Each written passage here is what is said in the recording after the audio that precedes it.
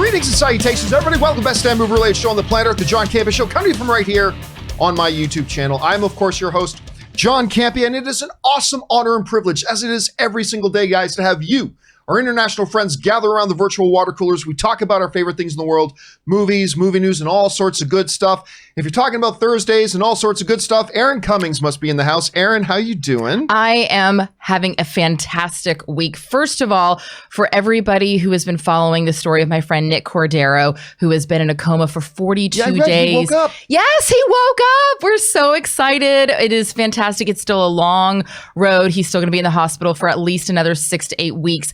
But you know what? He is on the other side as far as whether or not he's going to be able to stay with us. And so we're very excited.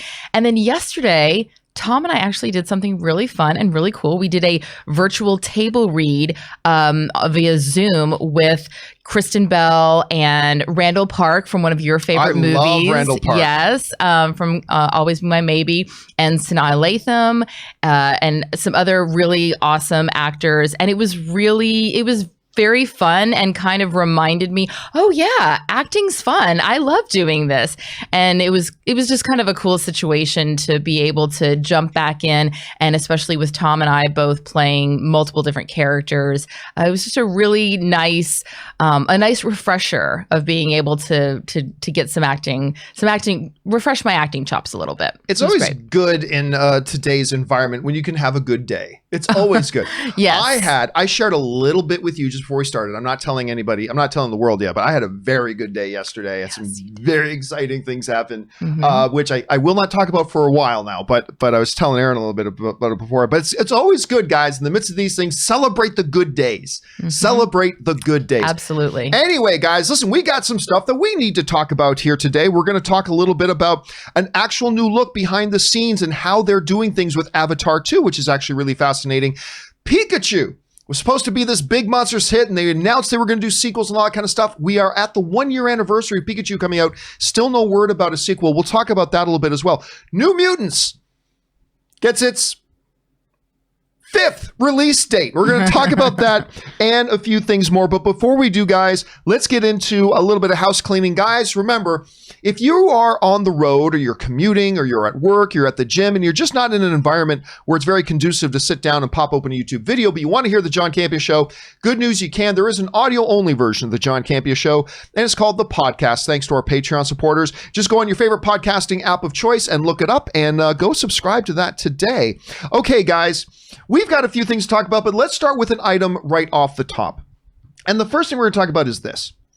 You know, one of the films that is coming out and actually started production prior to the whole pandemic shutdown is Matrix 4. Now, it, of course, had its production shut down just like everybody else for a while. Now, I have to admit, while I'm as big of a fan as the first Matrix as anybody, and I actually think I like the second Matrix more than most people. I don't think it's anywhere nearly as good as the first one, but I like the second Matrix. I am with everybody else that the third Matrix was a real big dip in quality, but I've got to admit, I'm not all that excited about Matrix 4 personally. And I think the reason I'm not all excited about the Matrix 4 is because, and we've talked about this before, I thought the Matrix franchise declined in quality as it went. And then as far as directing goes, I really didn't like, and some things I really just harshly disliked, the stuff the Wachowskis did after the Matrix. So I'm curious about Matrix 4. I'm going to hope it's going to be awesome, but right now I'm not all that tremendously excited. But there are a lot of people who are excited for it. And for those of you who are excited, this might be good news for you. News is coming out that slowly but surely, as certain areas of the country are trying to reopen back up, there are reports now coming out that The Matrix 4 is looking at early July to restart production. Now, of course, July has been a big month that we've been talking about for a couple of reasons, not the least of which is July is when the first new movies are supposed to come back out. That's the plan. For a long time, it looked like Christopher Nolan's Tenet was going to be the first new movie to come back out, and that was on July 17th. And then yesterday, Solace Pictures jumped the line, and they announced they're going to be releasing their Russell Crowe movie Unhinged, which we talked about yesterday, on July 1st, a full 2 weeks before Tenet. So July is becoming a pretty important month for the movie world if it can hit those targets. And now with Matrix looking at ramping back up, it can become even more significant. Now, of course, we also discussed on yesterday's show that the UK announced that they are going to be looking at allowing production to begin again in July as well. So movies like Batman and some significant TV series that are shooting over there right now are going to be able to pick up production as well.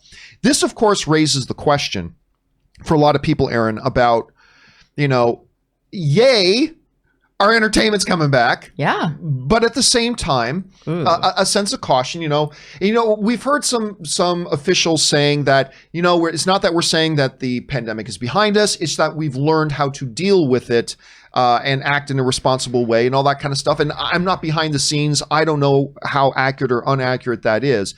So I'm kind of measured right now. On the one hand, there's my fanboyism that is like, yay, our movies are coming back. But also on the other hand, I'm a little bit, is it too early? And we talked about that with the movie theaters. I think it's easier to control that in a movie theater environment, but on a set. Aaron, you've been on a lot of sets. I've been on sets before that have 20 people on set. I've been on sets that had like 300 plus people on it before. Yeah.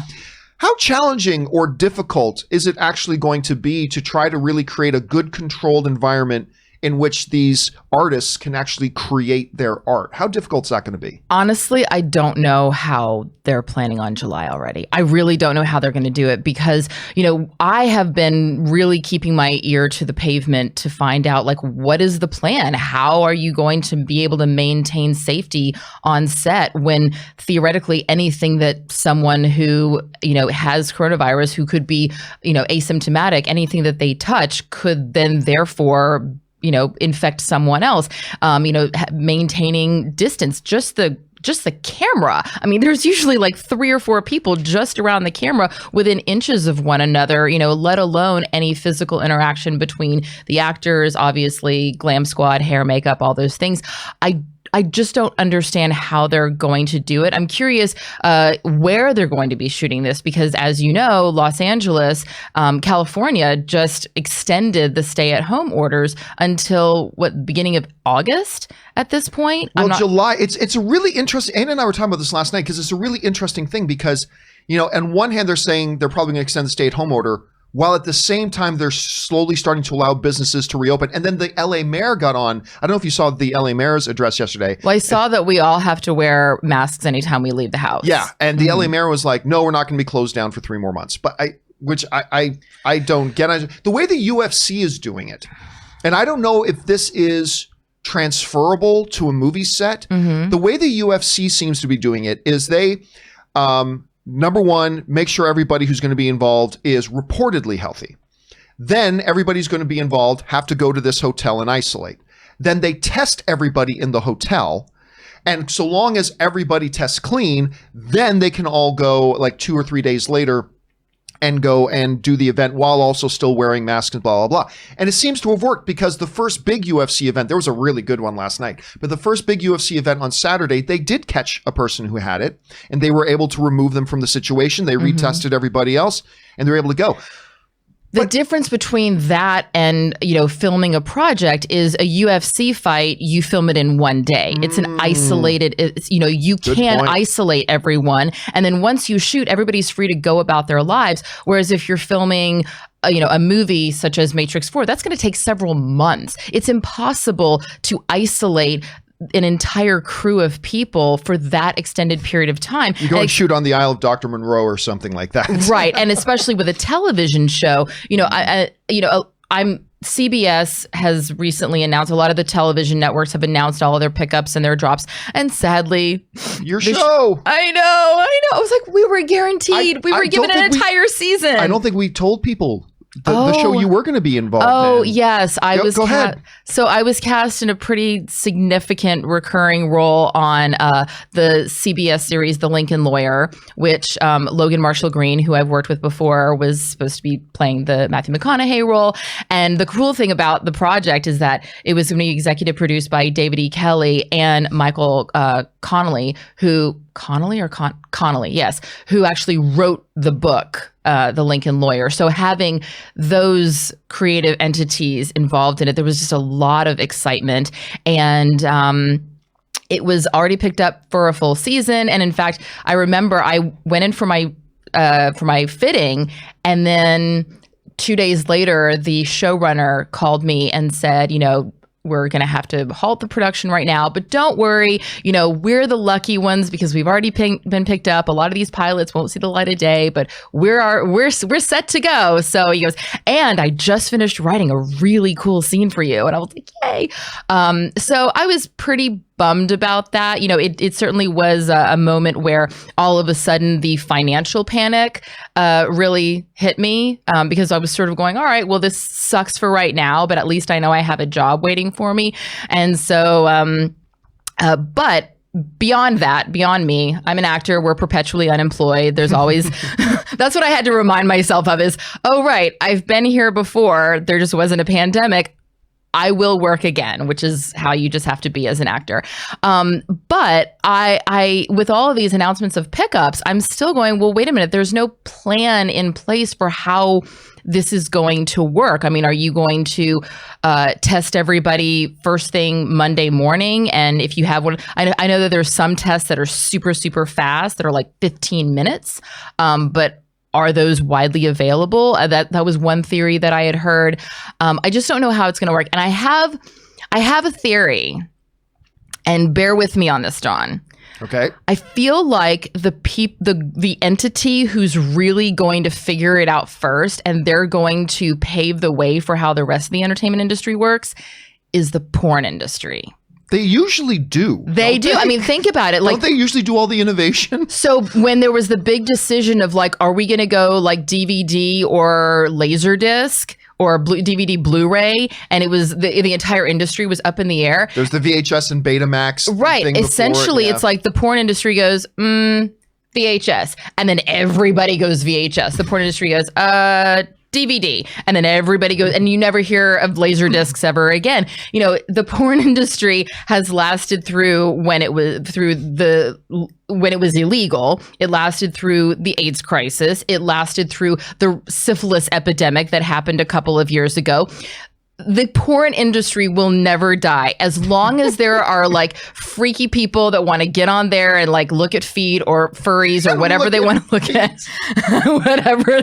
And look at feet. The porn industry will last forever. I actually have a friend who was a performer, and I was thinking last night, I was like, I'm going to call her and find out. So I will get to the bottom of what the porn industry is doing, and that's what the rest of us will do as well. And then we will know how the tides are going to shift. Right. Question here is, guys, what do you think about the notion of Matrix 4 going back into production in July, possibly? Are you like me? Do you have like one side is like, yay, and the other side is like, huh? But how are you feeling about it? Jump down to the comment section below and let us know your thoughts. All right, guys.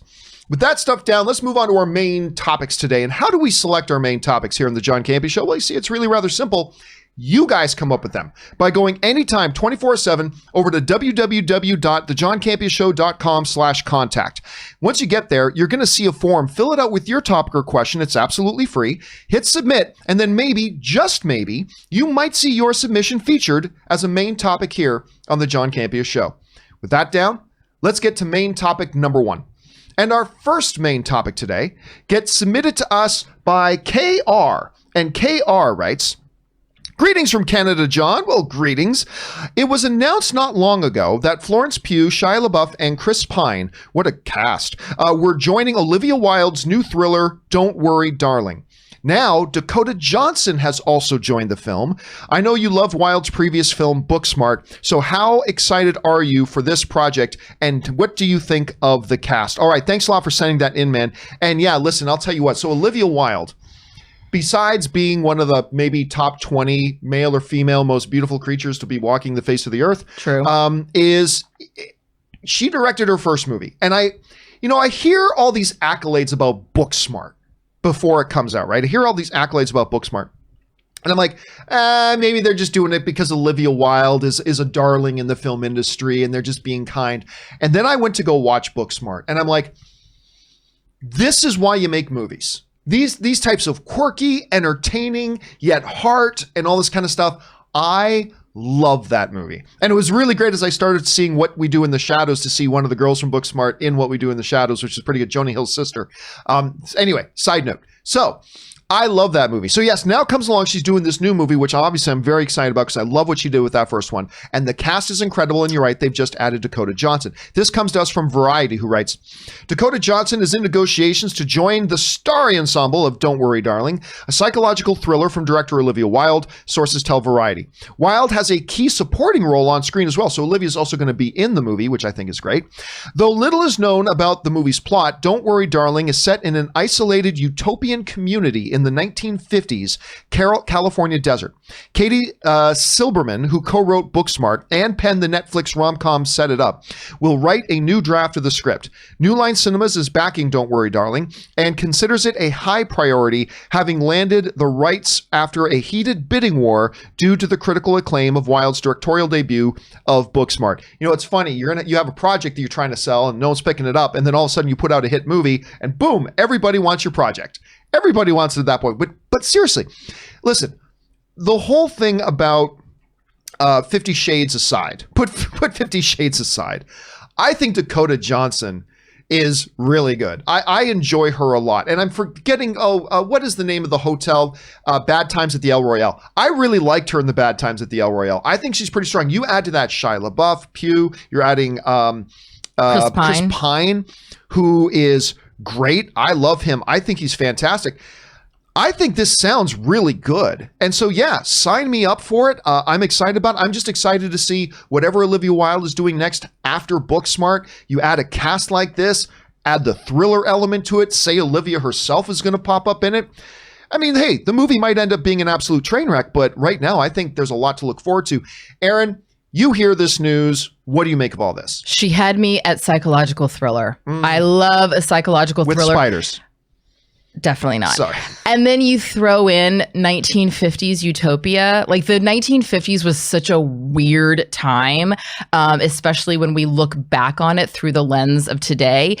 So I'm really excited to see what that story actually is. But the setup, the premise already, I'm incredibly intrigued. And you're right. Olivia Wilde came out the gate swinging hard. I love the fact that she not only had told this beautiful story that was heartfelt and really dug into the teen angst that I know I personally lived in horror with for many years, but like that so many of us can relate to. But also she had claymation in there. She just stuck a little claymation in there and we totally were like, I'm on board. Okay, I buy this.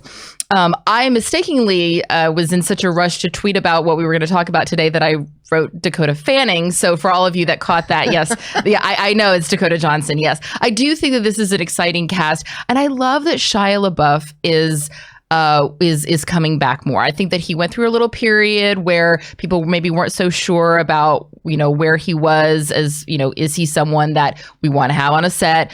But then he did Honey Boy. He's resurrected. He is such a talented actor and always has been. And I'm really excited to see him in this. And yeah, I think this is going to be a really good sophomore film for Olivia Wilde that's just going to solidify her as one of the really great directors right now. And not only Shia had an incredible year between Honey Boy and Peanut Butter Falcon. Yeah. And I can just sit here and hope that she, like she did in Booksmart, makes a role for her husband, Jason Sudeikis, because Jason Sudeikis was so good in Booksmart as well. So anyway, guys, you hear about this. I think this sounds fascinating. I love the cast. I love that Olivia Wilde's doing it. So I'm very on board with this. How do you guys feel about it? Jump down into the comments section below and let us know your thoughts. All right. With that down, let's move on to main topic number 2, shall we? And our second main topic today gets submitted to us by Geeky Gator, who writes in, "Hey, John and crew. A set photo of the main cast in the upcoming Avatar sequels was released online, and both the image and caption seem to suggest a good majority of the movie and acting takes place underwater. Aaron has talked about how water scenes can be hard before on the show. How exactly can these actors act while underwater?" All right, thanks a lot for writing that in, man. And yes, Avatar 2, the movie that has been delayed more times than New Mutants, which we'll get to in just a little bit, they're still putting out stuff. I mean, we've seen recently, even during the lockdown, they've been releasing some behind-the-scenes photos, reminding everybody, hey guys, Avatar 2 is coming. Now, we've also known for a while that Avatar 2 was going to feature a lot of the underwater parts of the world, right? We've known that, but it sounds like it's going to be even more prevalent than we thought. This picture was something the Avatar official Twitter put out And of course, in the water there, you can see Sam Worthington and Cliff Curtis, who I'm really becoming a big fan of Cliff Curtis, actually. Kate Winslet, Zoe Saldana, all there under the water with what looks like, you know what that looks like on the surface of the water? It's those, you know how when you see the actors in the motion capture shoots, they have all those white like ping pong balls all over them? It looks like they're covering the entire surface of the water with that. And I'm wondering if they're motion capturing the movement of the water. No, you know what it is? Yeah. Oh, okay. Well, then I want to go, first of all, before we even, let me read the caption, then I want to ask you what that is. Because I've been fascinated by these little white balls on the thing. From the set of the sequel, Zoe Saldana, Sam Worthington, Kate Winslet, and Cliff Curtis take a break from underwater performance capture for a quick photo. Fun fact, much of the performance capture took place in this 900,000 gallon tank built specifically for the sequels. Okay, I'm going to be completely sidetracked until I know what this is. That's okay. What are those white balls? So the white balls are actually it's something that James Cameron and his crew came up with, not on this, but on another project. Because when light comes through the top of the water, it reflects and refracts, and it does all kinds of funny things. It makes whatever you're filming underwater obscured, and you don't get an actual real visual. If you've ever looked at your thighs in a bathtub, then you understand. It's a really weird way of saying that. But yeah, so it's actually, they put the ping pong balls on the layer on the top of the water because they'll float, but it also doesn't create a barrier that wouldn't allow the actors to come through. So when the actors need to come up and get some air, they just come up out of the ping pong balls. But when they go down, the balls create almost like a layer that doesn't allow the light to come through properly. That's fascinating. Yeah. Okay, so let me James Cameron innovating everything. Let me ask you then, as an actor, like the whole note. First of all, that looks like they're having a blast. I mean, but who doesn't love to sit on a pool noodle? How? Oh, there's. I know. As soon as it came out of my mouth. Nope, not going to go there. Hey, you were fascinated with all those white balls. So. I mean, well, yes. Who's not fascinated? Who doesn't love sweaty balls? But yeah. How do you shoot a movie? I mean, I've been on several feature film movie sets as an observer, and I've done some extra stuff. And it's like, I'm always amazed at the pure amount of administration and coordination that goes into orchestrating 100 people on set, 200 people making a movie. How the hell do you do something like this underwater? Like what kind of additional challenges does that add to trying to do something like that, Erin? Well, okay, first, I'm just going to preface this by saying, I get it. Actors are paid oftentimes a lot of money to deal with whatever. And so in the grand scheme of things, especially these days, complaining about getting a little water on you is so not a big deal. And it's a very privileged position. So please keep in mind that I am saying what I'm about to say from the position of doing a scene on land and you're dry versus doing a scene in water where you're soaking wet. Doing the scene in water where you're soaking wet totally sucks as compared to doing it dry on land. There. Now that I've said that, yes, shooting a water scene is horrible. I hate it. I hate it whenever I watch it. I'm always cringing. I'm like, oh God, because first of all, it's just logistical. It takes a lot longer when you see someone who's even taking a shower. I know that they're having to put their hair a certain way so that it doesn't get on their perfect makeup unless they get to have the water all over their face, which is great. But then you're getting in the shower and out of the shower and in the shower. And I remember during Spartacus, a little tangent here, there was, Spartacus had killed the guy that had never been, beaten before. And then all of a sudden it rains and he's the bringer of the rain. And so the entire next episode, it was raining every single day. Every time we went on set, rain, nonstop rain. And I remember, and so Andy and Andy Whitfield and Jai Courtney, who were playing Spartacus and Varro, they're running around. All the guys, all the gladiators are running around in basically underwear, and they're wet all day from beginning to end. And we're in New Zealand. It's the middle of the New Zealand winter, which is July. And we're shooting in essentially a tin can. It was not a proper insulated studio. So there's no, we're going to heat. No, there's no heat. And they're running over to them, spraying them with water so that they're soaking wet the whole time. And then they're waiting and waiting and waiting. Oh, we're about to shoot. Spray. Wait. Oh, something's wrong with the camera. Spray. And Andy got pneumonia. He ended up developing pneumonia, and that was why he wasn't able to go to Comic-Con that year.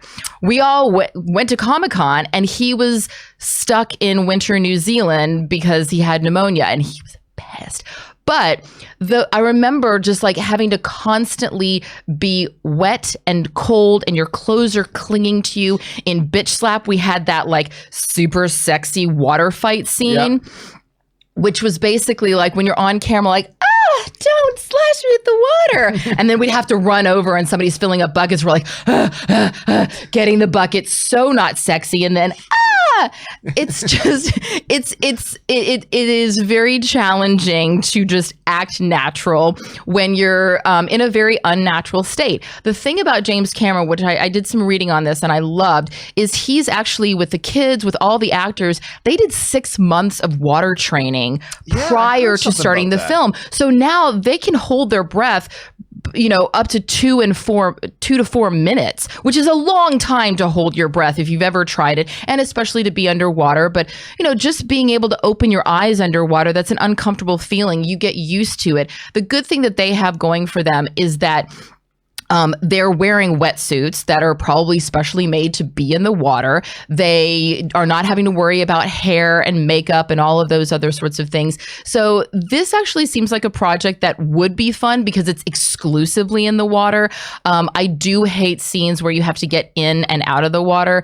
It's cold. It's a nightmare. It's not fun.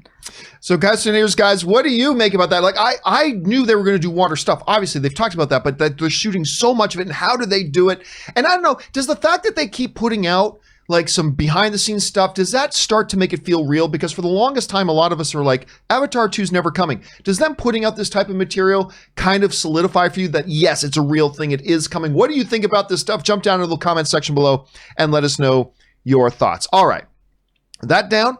Let's move on to main topic number 3. And our third main topic today gets submitted to us by Daniel Hogan, who writes, "Hello, John.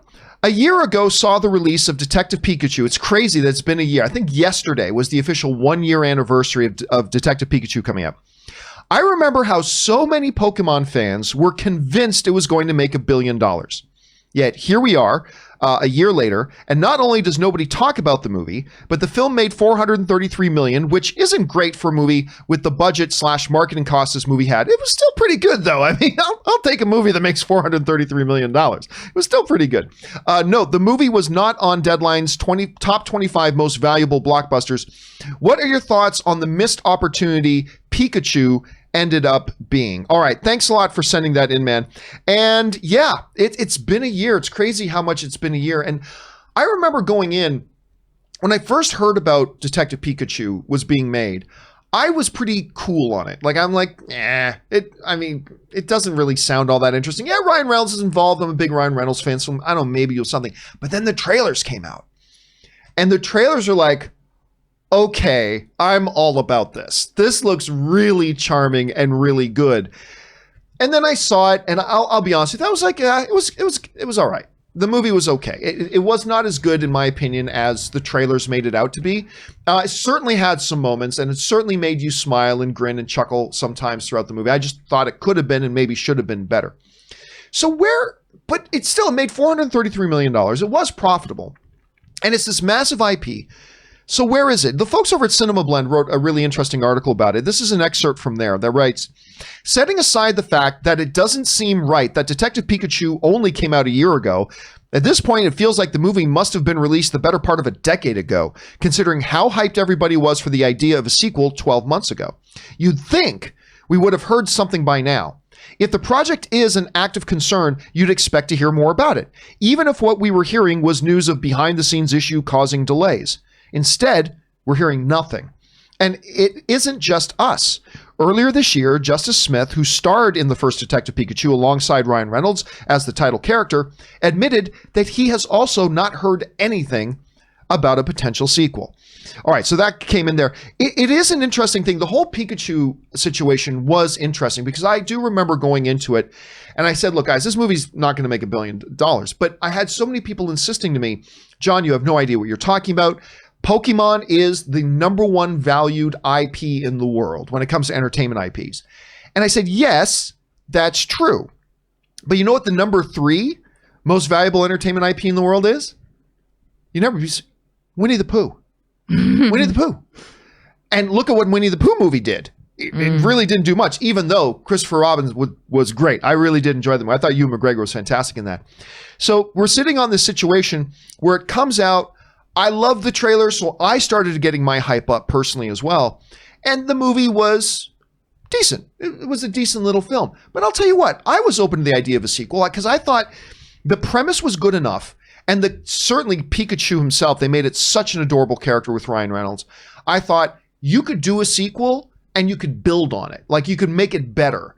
And so I was involved all up on that. But at the end of the day, you're right. When you consider the expense of the movie plus the expense of the marketing, it really didn't make much. And I thought that made them very cautious. But am I surprised that today, Aaron, we're sitting here still with not only no Pikachu sequel, but no news at all? And apparently no movement at all on a Pikachu sequel. I will say, yes, I'm surprised by it. I thought that they would have tried to build on what they did in the first one. And I'm telling you what, every day that passes, I will believe less and less that one is actually going to happen. Like if you were to ask me today, I still think a Detective Pikachu movie will happen, but I'm less certain of that than I was yesterday. And tomorrow I'll be less certain still. Aaron, when you look at a situation like the Detective Pikachu movie and all that kind of stuff, are you surprised we haven't gotten a sequel yet? And do you still think we'll get one? What do you think? I think if we do get one, it will be a much lower budget video on demand. You know, you're right. If there were people in your orbit saying this movie's going to make $1 billion, blah, blah, blah, blah, blah, there were people certainly involved in the movie that were saying this movie's going to make $1 million, blah, blah, blah. They were very excited about that. And so, yes, I agree. $433 million. That's wonderful. And any movie that makes its money back and then some is technically a success. However, if I'm the executive and I'm looking at the decision of whether or not to make a sequel, I go, all right, sequels usually are going to make less money than the original.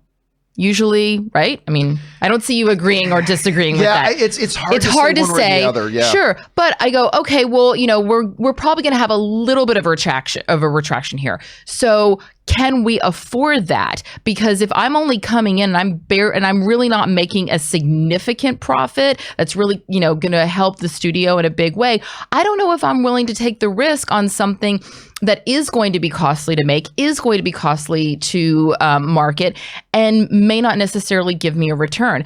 Again, I might be willing to go, all right, well, what can we do for a lower budget that we can just do a release on demand if there is an idea that, you know, is exciting and interesting. But yeah, if there's no word about it, then clearly the momentum has been lost. You know, the people who were really excited about it in the beginning probably were looking forward to a $1 billion paycheck, and they didn't get it. So they're kind of like, on to the next. Compounding that was the overall reception to the movie. Because if you got the original movie out, and if it does all right, but everybody loved it, right, then your prospects of doing the sequel are enhanced. Your prospects of making more money on the next one are enhanced. But again, I think the general feeling of Pikachu was positive. I think the general feeling of Pikachu was positive, but I feel like it wasn't overly enthusiastic. And I think that's probably given a little bit of pause too. Guys, question is, it's been a year since that movie came out. That's crazy to me. What do you think about the prospects of a Detective Pikachu sequel? Do you think it's going to happen? And in general, what did you think? Now, a year later, as you look back, what did you think about the movie? I enjoyed it. I just wasn't as good as I was kind of hoping it would be. How did you feel about it? Jump into the comment section below and let us know your thoughts. All right.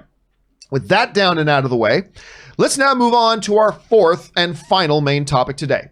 And our fourth and final main topic today gets submitted to us by Tommy Doyle, who writes, John, did you hear? I just got a tweet from New Mutants Update that says August 28th, the new movie has officially found its 5th release date. And I am pumped out of my mind. Your thoughts on this, and does this amplify your anticipation for the film? All right, thanks a lot for sending that in, man. And yep, it was during the waning moments of the John Campea Show yesterday that news came out that Disney had now set a new release date, the 5th release date for New Mutants, and it is indeed set on August 28th. This is the word coming in from Deadline. The Pic's history, get this, of release dates includes April 13th, 2018. Now, wrap your heads around this, guys. Wrap your heads around this. 2013, like 18. 1-3. April 18. 13th, 2018. Now, get this. If this movie does make its August 28th release date, it will be nearly 2.5 years from when it was originally supposed to come out. Wrap your heads around that for a second. If it does come out at the end of August, it will be almost 2.5 years since it was originally supposed to come out. That's how long we have been talking about these movies. Half of this cast are going to be celebrating the birth of their first grandchildren by the time this movie comes out. So anyway, the motion picture's history of release dates includes April 13th, 2018, which then got bumped famously to February 22nd of 2019, which then got bumped to August 2nd, 2019, and then to April 3rd of this year. And then, of course, all hell broke loose with the lockdown, so that April 3rd date went bye-bye, making us all just speculate this thing is cursed. And now, of course, we've got August 28th. How old is New Mutants? Old Fox first dropped a trailer. Get this. Old Fox first dropped a trailer for the Josh Boone-directed movie at CinemaCon in 2017. It has been 3 years. It has been 3 years and 1 month since the first trailer for New Mutants came out. 3 years since the first trailer came out. Even though there were rumors that New Mutants would head to Hulu pre-Fox merger, Disney has remained committed to the Pic's theatrical release. And that's where we're at on New Mutants. So ladies and gentlemen, for the 5th time, I announce to you that New Mutants has a release date, and it's August 28th. Now, this raises a couple of really, really interesting questions. Interesting question number 1. Is it actually going to hit that release date? And listen, I don't mean to sound skeptical, but the fact of the matter is, it's been bumped so many times, and while I am not a superstitious person, the question of, is this movie cursed, has to be asked at this point. Like, it looked like, look, it finally got a new studio home. It's at Disney. Disney's given it a new release date, April 3rd, and then the pandemic, and now we're at for August 28th. Because I'm going to tell you this. Even though we're looking at Tenet for July 17th and Unhinged for July 1st and Mulan for, I think, for July 23rd or something like that, and then Wonder Woman earlier in August, and now this in August 20th, there's no guarantee yet that come August, theaters are going to be open again. I'm just saying, I'm not being skeptical. I think they will be open by August. I think they will be open by July. But you just got to keep in mind that as of right now, there's no guarantee these theaters are even going to be open. All right? I'm feeling this. If this movie, for whatever reason, beyond its control, does not hit the August 28th release date, for whatever reason, I think Disney just goes, F it. And then they take it and they drop it on Hulu. I just feel like that's going to happen. But the second interesting part of this question is this. You asked in the question, does this amp up your enthusiasm? And that's a standard question to ask, but I think it takes on a new layer of interest here. Because this is the 5th time we've heard a release date for this movie. It has been over 3 years since the first trailer came out and nearly 2.5 years since the movie was supposed to be in theaters. I've got to say that I think my excitement has waned a bit. I think my excitement's gone down a bit, not through any fault of the movie, but just because how long can you drag this out before it actually happens? So I'm still excited for it. I want to see this movie. I just really hope they're able to make this date, because if they don't make this date, I think Disney at this point just has to say, we need to cut our losses. Let's make something good come out of this. Let's at least try to get some benefit out of this by dropping it on a Hulu or something along those lines. Aaron, you have seen the ongoing drama. It's like an Australian soap opera, the ongoing drama of what's been going on with New Mutants.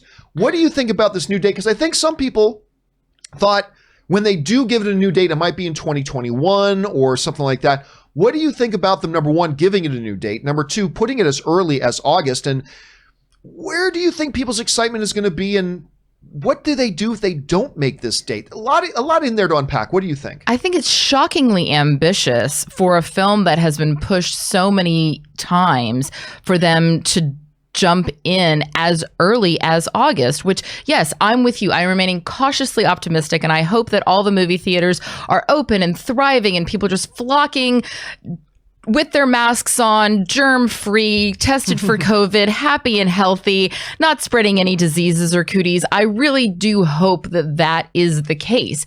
But you're right. At this point, we just don't know. There's too many unknowns.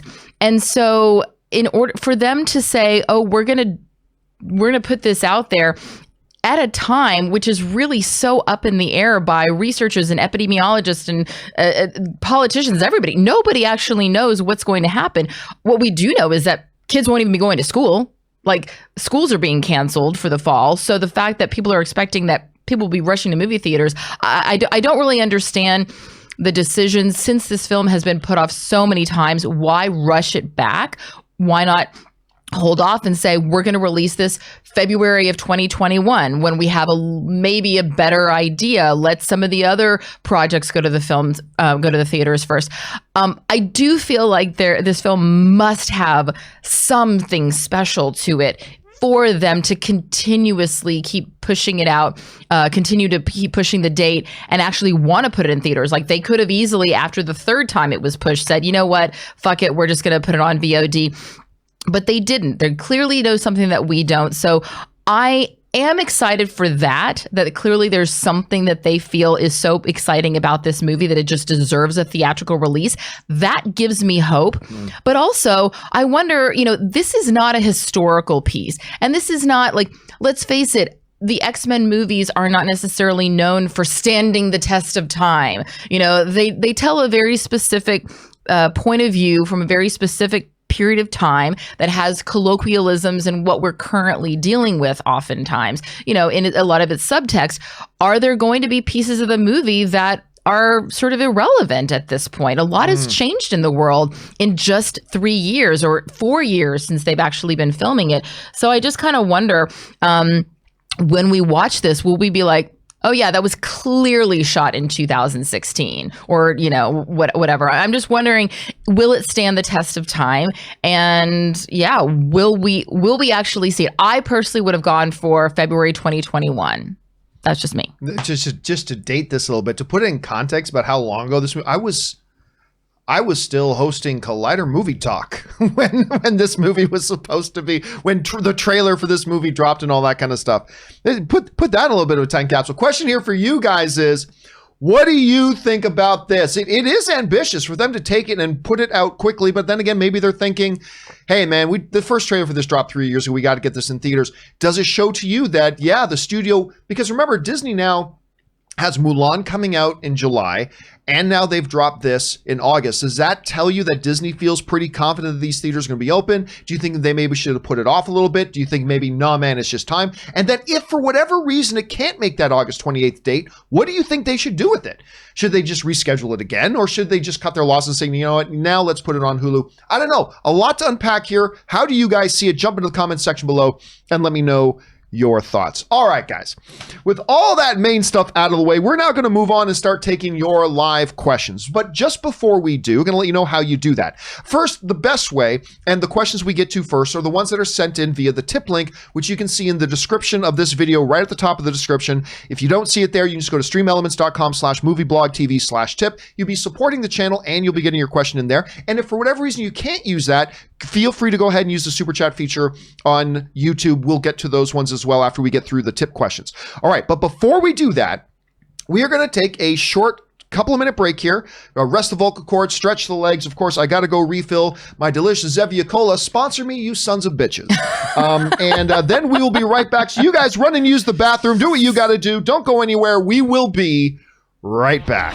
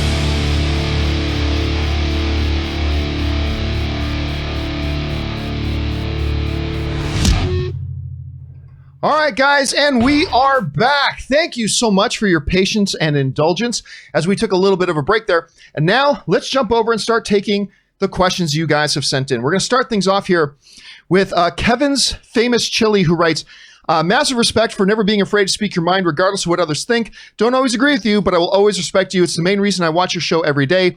Thanks for all the hard work. Well, I appreciate that, Kevin, very much. Here's the thing. I say this quite often, but it's quite important. My job, I've always said, is not to say what people agree with. My job is also, what I find a lot of YouTubers, they mistakenly think their job is not only to say things that their viewers agree with, but is often to try to convince viewers to agree with their point of view. My job is not to say what people agree with, and my job is not to try to convince other people to agree with my point of view. My job is to give my honest opinion on something, whether it's the popular opinion or not, and then hopefully express my opinion in such a way that it helps you, the viewer, sharpen your understanding about why you agree with me, or help you sharpen your understanding about why you disagree with me. So if a viewer of one of my videos walks away with a clearer and a firmer picture in their own head about why they agree or why they disagree with me, then I've done my job. That's my job here, and that's what I'm here to do. So I've always talked about, you know what? Anybody can have cameras. Anybody can have lights. Anybody can have computers. Anybody can have a switcher. Anybody can have all that. All you have, and I say this whenever I speak at a conference or something like that to people who want to get going in YouTube or whatever, what I always tell people is the only thing you have that is unique to you is your voice. That's it. You have your voice and your opinion. And no matter what, whether it's popular or unpopular, always speak what your opinion is. Because at the end of the day, that's all you got. And if you do it, then, and you do it right, you have to make sure your audience knows that whatever it is you say, whether it's a popular thing you're saying or whether it's an unpopular thing you're saying, you always have to make sure that your audience knows at the end of the day, well, at least we know that's what they really think. That is what he really, because if he's saying this, that's what that's what he really thinks. That's key. That's important. And I hope that if you're looking at starting a blog, YouTube channel, podcast, always give your honest opinion, because if nothing else, your audience always has to know that if you're saying something, it's what you really think. And everything else will work itself out, but you got to be able to do that. So anyway, thank you for the kind words, Kevin. All right, David Dilks writes, I like The Rise of Skywalker.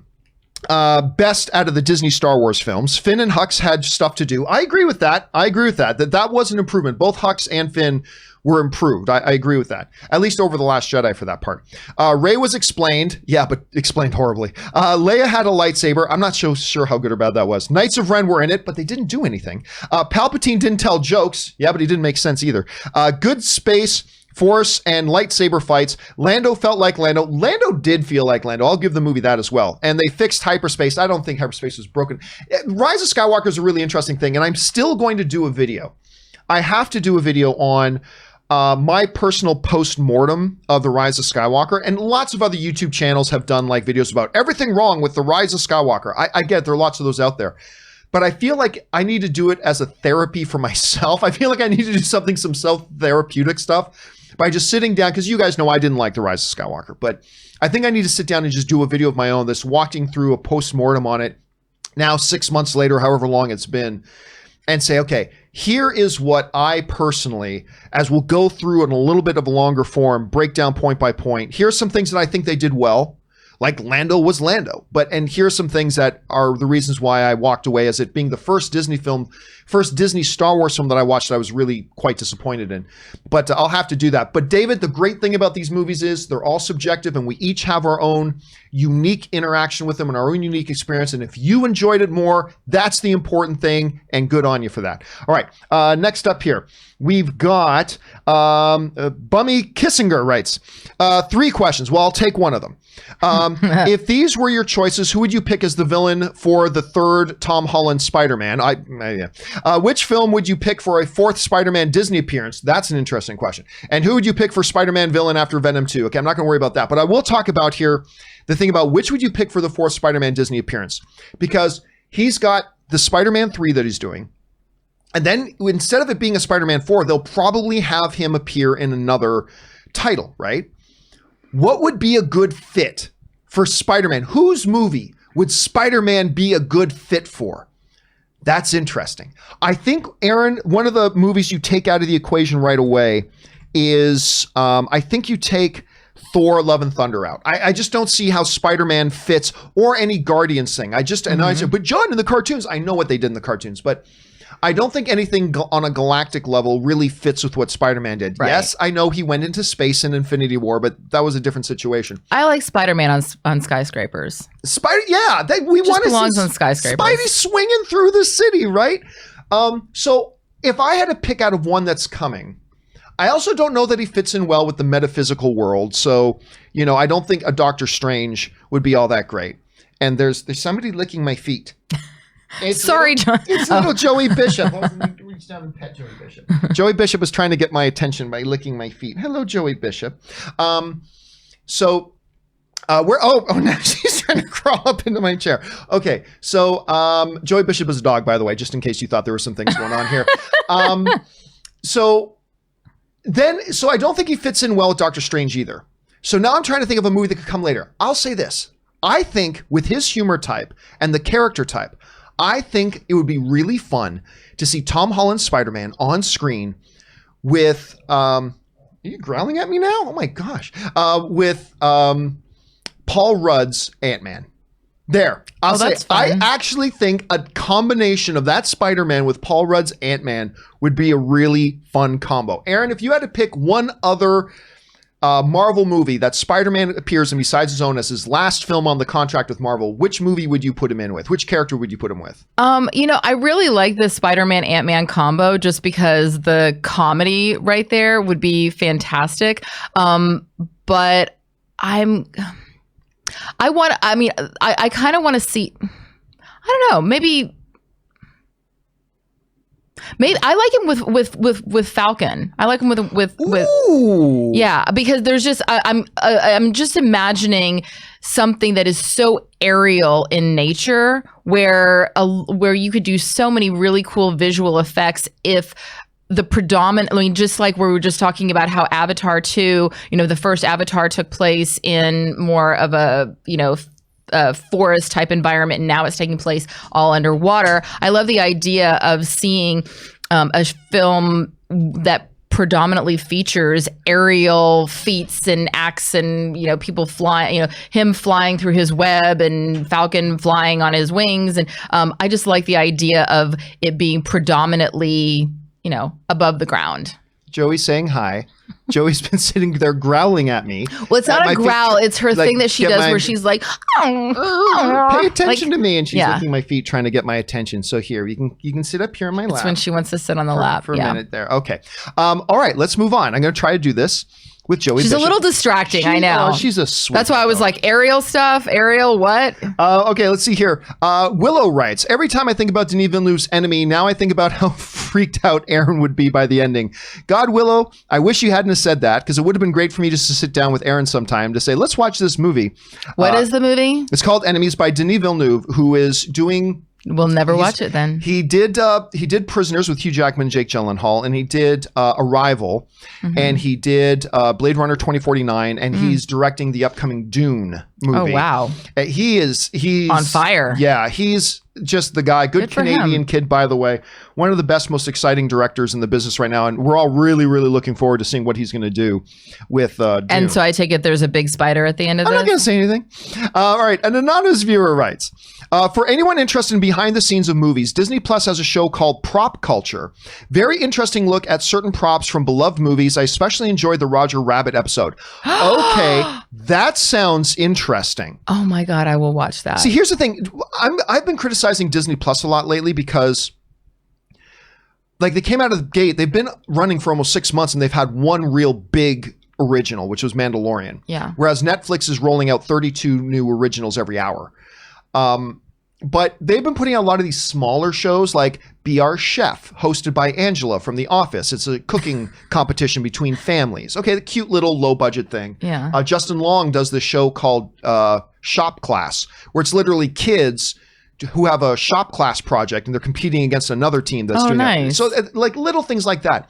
And prop culture sounded to me, when I first heard about it, it sounded to me like another show like that where they're trying to create props in this competition. But if it's a behind the scenes look at famous props from movies, that sounds interesting. Would you be down for something like that? 100%. I love anything behind the scenes. It not only does it educate me as an actor about more of the technical side of things, but I also just think it's really fun to pull back the curtain and see how the sausage is made. In the video that Zoe Bell did, I'm sure everyone has seen this video by now. Good. The fight video. I love the part where Margot Robbie pans her camera down and she's looking at all the various props that she's used in different movies, especially Suicide Squad, and then she eventually picks up the bat and uses it. It's just a great little nod, and I think anyone who's a film lover always loves to find out like what are the behind the scenes stories of this. I mean, just like the ping pong balls floating on the water today. It's always fascinating when we go, oh, that's why they did that, and why was this prop chosen over that prop? What was going to be the other thing, I mean, like when you think about something like American Beauty, can you possibly think about American Beauty without thinking about the rose in Mina Suvari's? Right. Like what if it was something else? Like, how did they choose the rose? I'm really fascinated by stuff like that, so I will watch that. My favorite movie prop experience, if you can call that a real thing, was the time I actually got to go to Skywalker Ranch one time. Oh, wow. Like, and actually walk onto Skywalker Ranch. It was incredible. And They took me into the main cottage, they call it. Because it's like a ranch. It's like cottages, houses. It's not these modern looking buildings, even though it houses all this technology. But so you walk in and it's beautiful and it's gorgeous. And in the foyer of this one building, of this one, style cottage, there's in the middle of the floor this big glass case with the idol from the opening of Raiders of the Lost Ark. That Indy's really? And switches the sandbag out. It's there. Oh, and that's so cool. And I'm like looking at it, and the dude who brought me, he's like, look over here. And then you look to your left, and there's a glass case on the wall, and it's Luke Skywalker's lightsaber from the original Star Wars. I'm like, that's a replica, right? It's like, no. That's the one. And I'm like, oh, and I'm trembling. And he's like, now look on the other wall. And I turn my head and there's another glass case and it's Indy's whip. Like actually, and I'm like, and I'm just standing there and like, I'm shaking. I'm like, I am standing in the midst of like movie history. And it was like one of the coolest experiences. But yeah, that sounds like a really interesting idea, Anonymous. Thanks for sharing that. So you're saying that Skywalker Ranch is basically like Planet Hollywood without the milkshakes and fries? Yes. Okay, got it. Yes. Only much, much cooler. Yeah. All right. James Welsh writes, one of two. Gladiator turned 20 this week. Holy crap. The Sun wrote a story about the behind-the-scenes madness from Crow's demanding behavior, causing Scott to say, which caused Scott to say, he thinks he can pull this shit with me. I'll go back to Hollywood and bury him. 2 of 2. He was throwing the script, moaning about his costume and acting like he was in charge. With Scott wanting to wring his neck, you wonder how this movie ended up being one of the all-time greats, and Crow and Scott forged a cohesive working relationship. Well, here's the funny thing cohesive? About that. Maybe he meant cohesive. Cohesive? Anyway, probably meant cohesive. Yeah, because remember, it couldn't have been that bad because they went on to make more movies together. If I'm not mistaken, I think they made 2 more films together after that. I think they did one, which he did with Meg. I think is the one he did with Meg Ryan. No, it was a different. But anyway, I will look it up. Then they made that awful Robin Hood movie together as well. So it probably wasn't all that bad. Like there might have been some harsh moments, but clearly they liked working with each other enough. And by the way, what are we always saying on the show? Winning cures everything. Maybe they didn't hate each other's guts and then they win all the Academy Awards. It's like, you know what? That wasn't so bad. Winning cures everything. So I love hearing behind the scenes stuff like that. And yeah, I've heard, listen, Russell Crowe's my favorite actor, but I've heard he's a bit of a dick. Now, when I met him, he was fantastic. He was great. But I mean, I don't work with him on a week in, week out basis, so I don't know. But I've heard some things, but he's still my favorite actor. All right, Superman Steve writes, hey John, I just need to know that I 100% agree with what you've been saying about Robert Pattinson. I absolutely love watching you go off so passionately about situations like that. Well, thank you. You know what the funny thing is? I mentioned this on the companion video yesterday. It has been, and this is what a good topic should do. It has been ages since one of the episodes, like a full episode of the John Campea Show. I can't remember the last time a full episode of the John Campea Show got that many likes. And at the same time, I can't remember the last time an episode of the John Campea Show got that many dislikes. All at the same time, people were clearly very passionate about the issue. Because I looked at it, like, holy crap, that is way more likes than I've had on videos in forever. And way more dislikes, which means people were really engaged. And so it was clearly a really, it was a hot button topic that clearly touched a lot of people, that got a lot of reactions from a lot of people, positively and negatively. And that's what a good topic should do. What day was this show for people who might have missed it? Yesterday. It was yesterday's show. Yeah. Okay. That was James. All right. Tiberius writes, John and gang, for May 4th, gave Rise of Skywalker another watch and sadly still felt like a Star Wars child watching two of its parents, Johnson and Abrams, fight it out on screen. The sequel trilogy stands as a disappointing marker in my movie-going life. Yeah, like, it's funny because I love the Rise of the Force Awakens. I love the Force Awakens. I like the Last Jedi. I like The Last Jedi. I mean, you guys know from the day that I saw the premiere, I had problems with the whole Canto Bites stuff. I didn't like what they did with Benicio del Toro's character. I didn't like what they did with Finn. I didn't like, there's a lot of things to not like, but I also liked a lot of stuff. So I liked that movie. And the funny thing is, I never felt for a second that The Rise of Skywalker contradicted anything from The Force Awakens. If anything, I felt like The Rise of Skywalker was a true continuation of The Force Awakens with a different flavor. But Rise of Skywalker, that was J.J. Abrams contradicting J.J. Abrams. That was J.J. Abrams retconning J.J. Abrams. I mean, it's a very, very odd thing.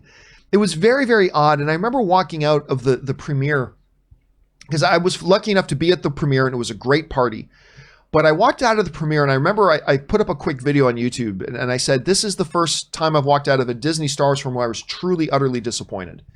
And there's some good stuff in there. There is some good stuff in there. But yeah, to me, Tiberius, I got to say, it wasn't like looking at Johnson v. Abrams. To me, it was more Abrams v. Abrams. That was the funny thing about it. It felt like Abrams versus Abrams to me. But anyway, maybe I'll cover more of that when I get into my postmortem on the movie. Tiberius writes, John and gang, if you had a chance to wield creative control and redo either of the prequel trilogy or the sequel trilogy, which would you choose? Sequel trilogy for me, for the many missed opportunities and blank canvas possibilities stories it provides. I'll tell you what, if I had the chance to either redo the prequels or redo the sequels, even though I like the sequels more than the prequels, I would redo the sequels. I would redo those because the prequels are irrelevant. What I mean by that is they're irrelevant moving forward. They happen in the past. You know, they happened prior to the events of Star Wars, Empire, and Return of the Jedi. So I have my feelings on the prequels, but they are before those events, so they don't really affect anything moving forward. However, the new films do set the pace of where we go from here. And so that's why, even though I love The Force Awakens, and I like The Last Jedi, The Rise of Skywalker left such a disappointing taste in my mouth that I feel like I would redo the sequels just to set the stage for a more bright future for where Star Wars could go moving forward. Whereas the prequels, they're isolated in time. So even though I don't like the prequels, I would leave them alone and I would redo the new ones. At least that would be my philosophy. Maybe that's a terrible philosophy. All right, Ryan Lohner writes, my new theory is the New Mutants movie doesn't exist. They made a fake trailer for a psychological experiment. Totally. I'm into that. Oh my, that's funny. That's funny. It's all just been one big troll.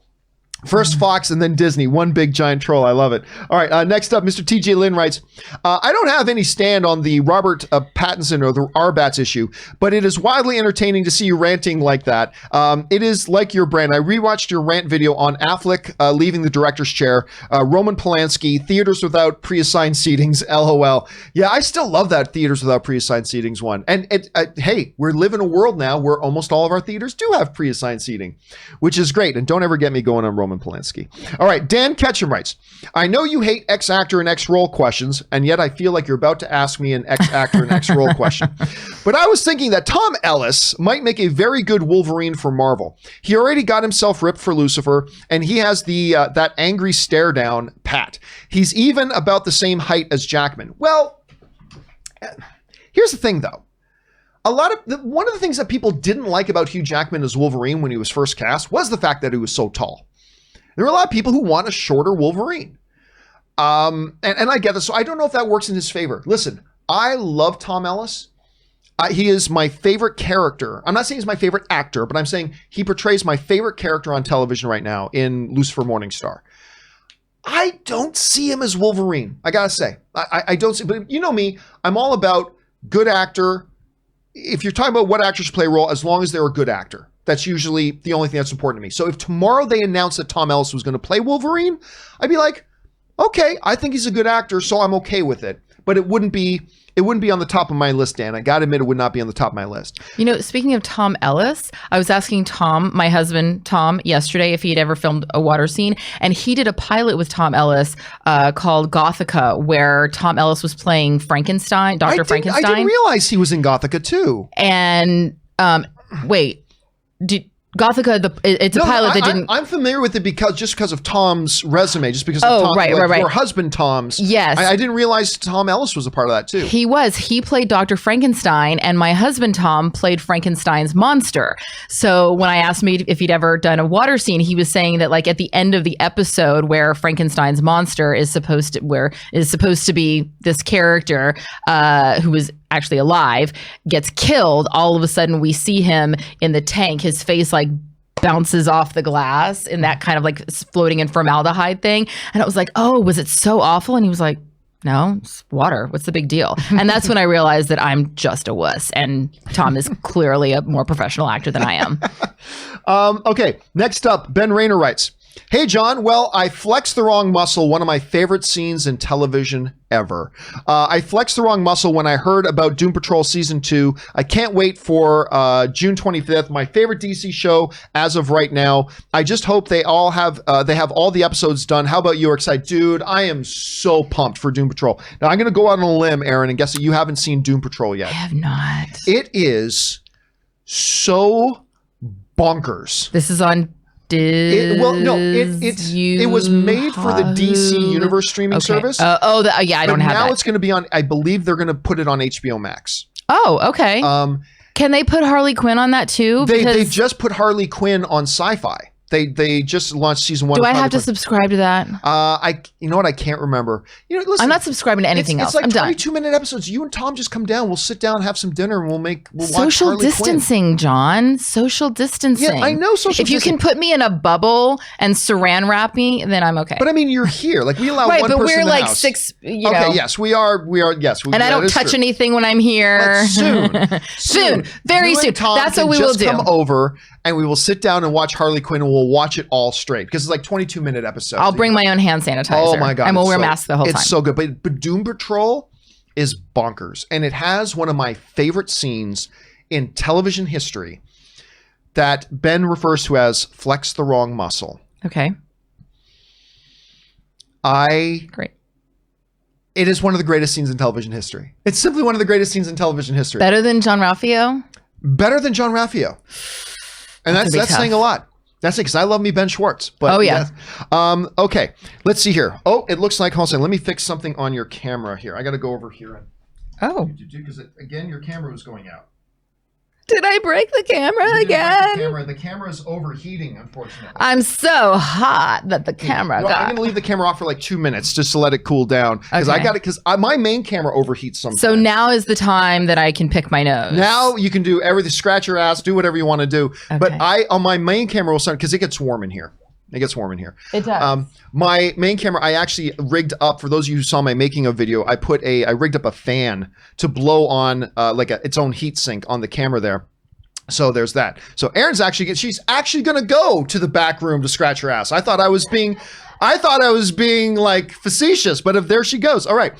Next up, Jared's Reviews writes, 1 of 6. Hey, John, during this time, I started looking back on what what were the moments that made me fall in love with movies. Growing up, my parents couldn't afford to take us to the movies. So my earliest memory was I was 10 and I saw Transformers on the big screen and thought, holy shit, am I actually in space? But it wasn't then. No, when I was in 10th grade in 2014, and my dad was watching TV, and I walked asking, what movie is this? Who's that guy? Who's that guy? That movie was Tropic Thunder, and the person was Robert Downey Jr. I recognized his face, but I didn't know his name. I downloaded IMDb and became fascinated that he worked with so many people that I recognized, but I didn't know their name. I became determined to know every big actor's name. Then when I finally got a job, and started to make money, I was finally able to do what I wanted to that year and watched movies in the theater and got a ticket to see Captain America Winter Soldier. When that movie was over, I said to myself, so this is what I've been missing all these years. Now I get to go back and see what I've missed. And if there is even a chance that a movie in the future could be this good, then there is no way I can miss watching that on the big screen. That was the day where I became a movie fan and tried to become as knowledgeable as I could about movies. Sorry for the long message. Thought it would be cool to hear from other people in the chat as well about when was the moment they fell in love with movies and people's earliest memory. Well, thank you for sharing that, man. I appreciate that. And let me tell you why. I'm going to try to turn on your camera again here. Let's see if we can get the camera rocking and rolling again. So here's where this is interesting to me. See, I love what you were just talking about. And the reason I love what you were just talking about is because there was Kobe Bryant won an Academy Award for a little thing he did called Dear Basketball. And I was lucky enough to be at the Hollywood Bowl when John Williams was doing his John Williams Maestro of the Movies concert, and he brought out Kobe Bryant because John Williams composed the music to Dear Basketball, and they did a live performance of it. They played the video with Kobe narrating on stage, actually reading it live, and John Williams conducting the orchestra to it. And it's a beautiful thing. And the other day I was thinking about the magic of movies and what movies mean to me. And I actually started writing out, kind of as an homage to Dear Basketball, I actually personally started writing out this document that just called Dear Movies. Mm-hmm. And I personally started kind of as just a little self-exercise. I started writing my own love letter to the movies. And so, Jared, you sharing that, I think is incredibly profound. I mean, what movies mean to us is just so crazy, and how they move us and shape us. They talk about who we are as a people. They talk about what we dream, who we want to be, what our fears are, what our inhibitions are, what our potential is. I mean, the movies speak to all that. Anyway, Aaron, let me ask you, what would you say is the moment that you fell in love with movies? And I don't know if it's would be the same moment that you determined you wanted to be an actress, but what would, if you had to look back, what would you say might be one of the most defining moments for you? Because for me, it's my earliest childhood memory, my mom taking me to see Star Wars. Mm-hmm. That was it. I've been a movie fanatic ever since my earliest childhood memory. That was it. What was it for you? For me, it wasn't necessarily a specific moment as much as it was a period of time.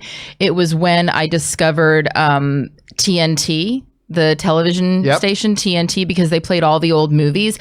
And I lived I grew up in a town called Huntsville, Texas, but I wasn't even in Huntsville. I was like half an hour outside of Huntsville. It was long distance for me to call my friends. That's how far away I was. And I was incredibly isolated and incredibly lonely, and, and also got bullied quite a bit. So I just had a really, a challenging upbringing, or challenging childhood. And I remember watching these movies on TNT of like MAME and, How to Marry a Millionaire, and all these old movies from Preston Sturges films from the 30s, and Marilyn Monroe films, and Rosalind Russell, and all these incredible actresses that were tall, and they were confident, and they were beautiful, and they were sassy, and they were smart. And I just saw this other world that seemed so glamorous. And it was so unlike everything that I was seeing growing up near a prison town. And, no offense to Huntsville, Texas, but it's kind of dreary sometimes. And I was just like, I don't know what that is, but I want to be a part of that world. Like, I want to play make believe. I want to be able to wear those shoes. I want to be able to float across the floor and dance. And it was that period of time where movies became my escape. And then I found Rocky Horror Picture Show, and it really became my escape. Okay, let's move on here. Next up, Murray Reich writes, being a vampire's familiar is like being a best friend who is also a slave. Guillermo, dude, listen, guys, everybody, a bunch of people have been writing quotes about it. Seriously, number one, if you haven't watched Taika Waititi's genius movie, What We Do in the Shadows, do go and watch that. But then you got to start watching the show. I thought the show was a bad idea. I thought, oh, come on, you're just taking advantage of that. Even though Taika Waititi was behind it, I'm like, come on, the show is so good. And Guillermo's one of my favorite characters. Murray Reich writes, you can't go, this one's from the movie, you can't go to the ball as Blade. He's a vampire hunter. Yeah, but vampires love Wesley Snipes. So in the movie, there's a scene in the movie where Taika Waititi and his other vampire friends are getting ready to go to this big annual ball for the undead. And he dressed up in costume as Blade. And the other vampires, you can't go dressed as Blade. It's offensive, which was great. An anonymous viewer writes, best TV show opening credit scenes that are iconic. Simpsons, All in the Family. Oh, All in the Family was a good one. Law and Order. Of course, everybody knows that sound, right? Bum, bum. Like, there it is. Law and Order, Brady Bunch, Mary Tyler Moore, The Jeffersons, Beverly Hillbillies, X-Files. Any I missed? What are your favorites?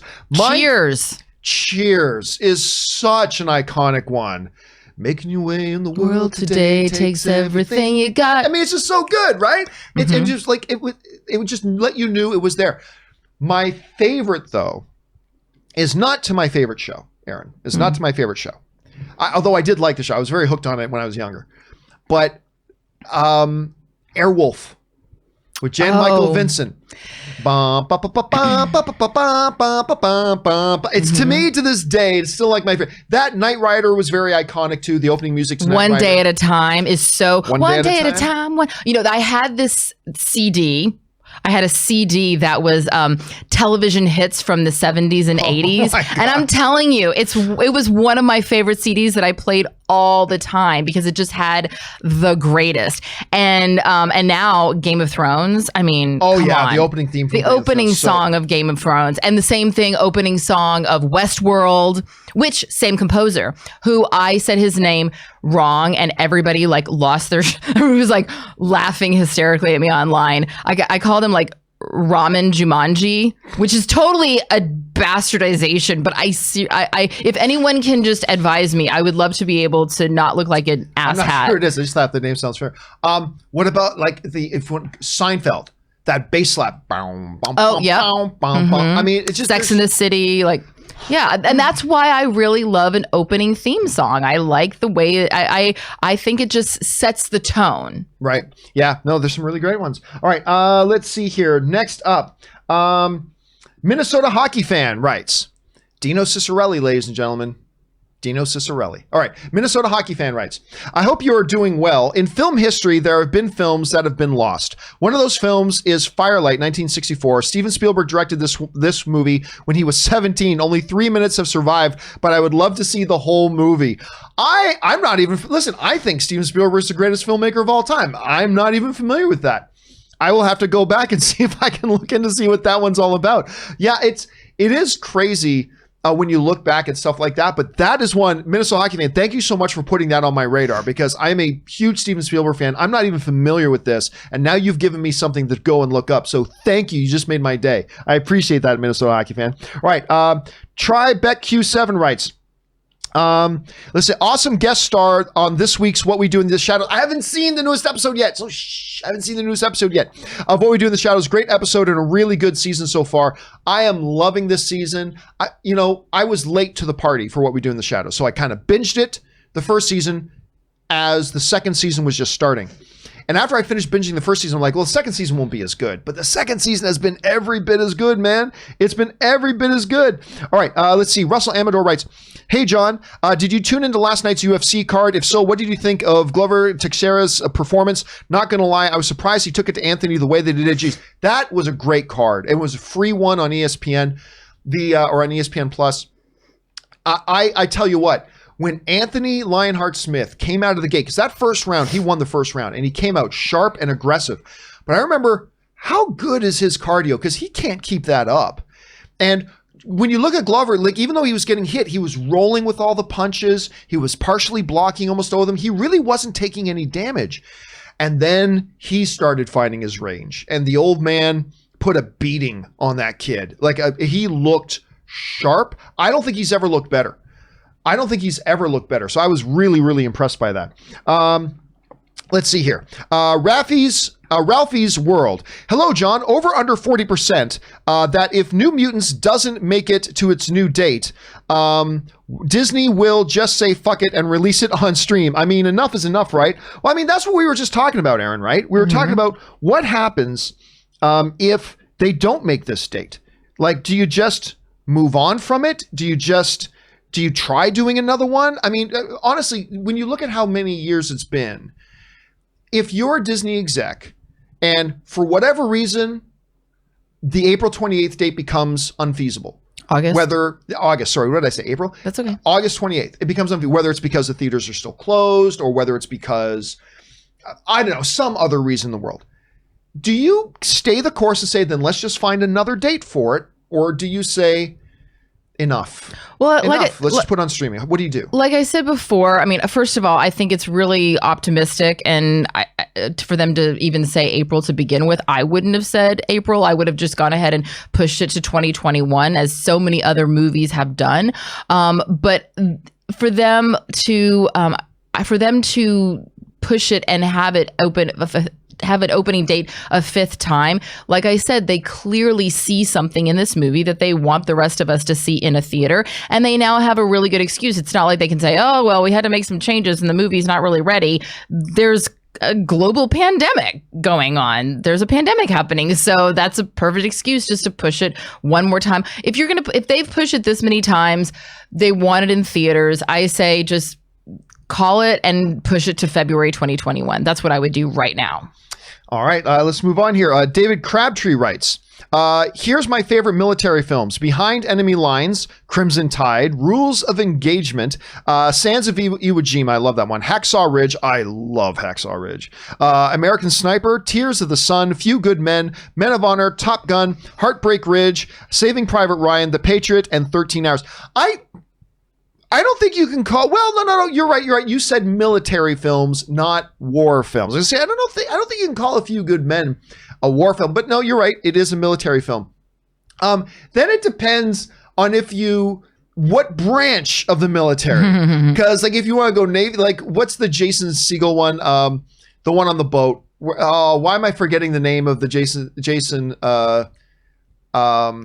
Jason Segel? I said Jason Segel, didn't I? I meant Jason Statham? Steven Seagal. Oh, Why? I said, that Jason Segel military movie that we all know and love, right? I was like, what? I don't remember him doing anything like that. Steven Seagal. Wow. Steven Seagal. How did I go from Jason? I have no idea. Okay, similar last names. Okay.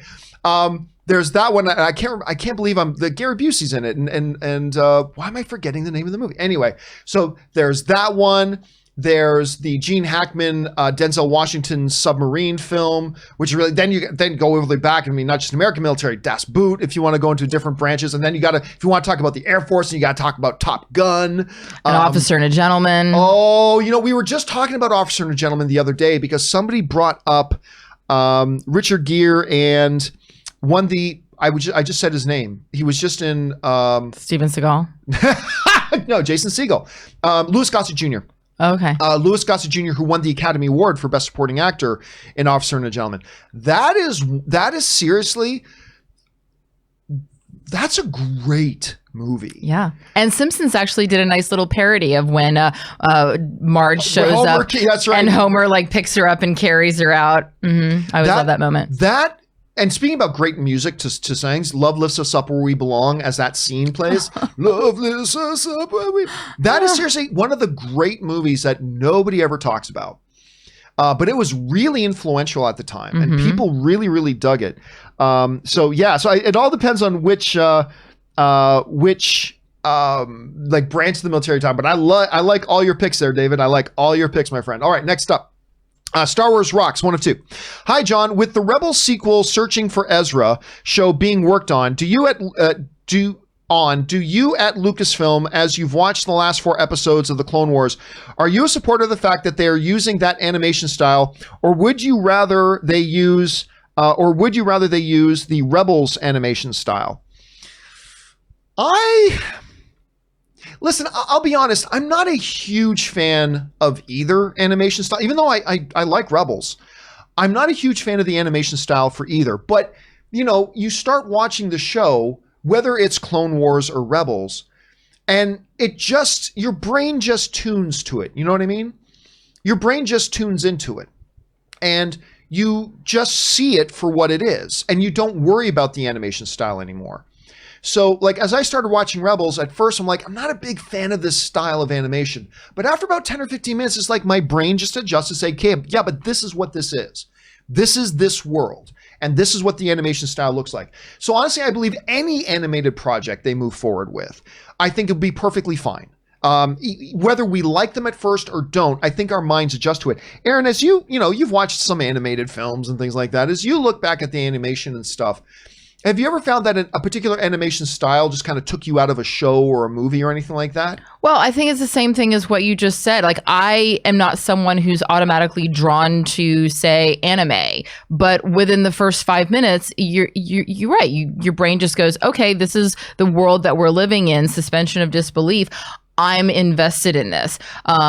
So I think that's also kind of how I feel about a lot of animation. I don't love watching animated movies because they always make me cry. And and it's kind of a fucked up level of crying. It's like, oh my God, this is going to be so cute. What do you mean his wife dies? What? And I'm running out of the room screaming.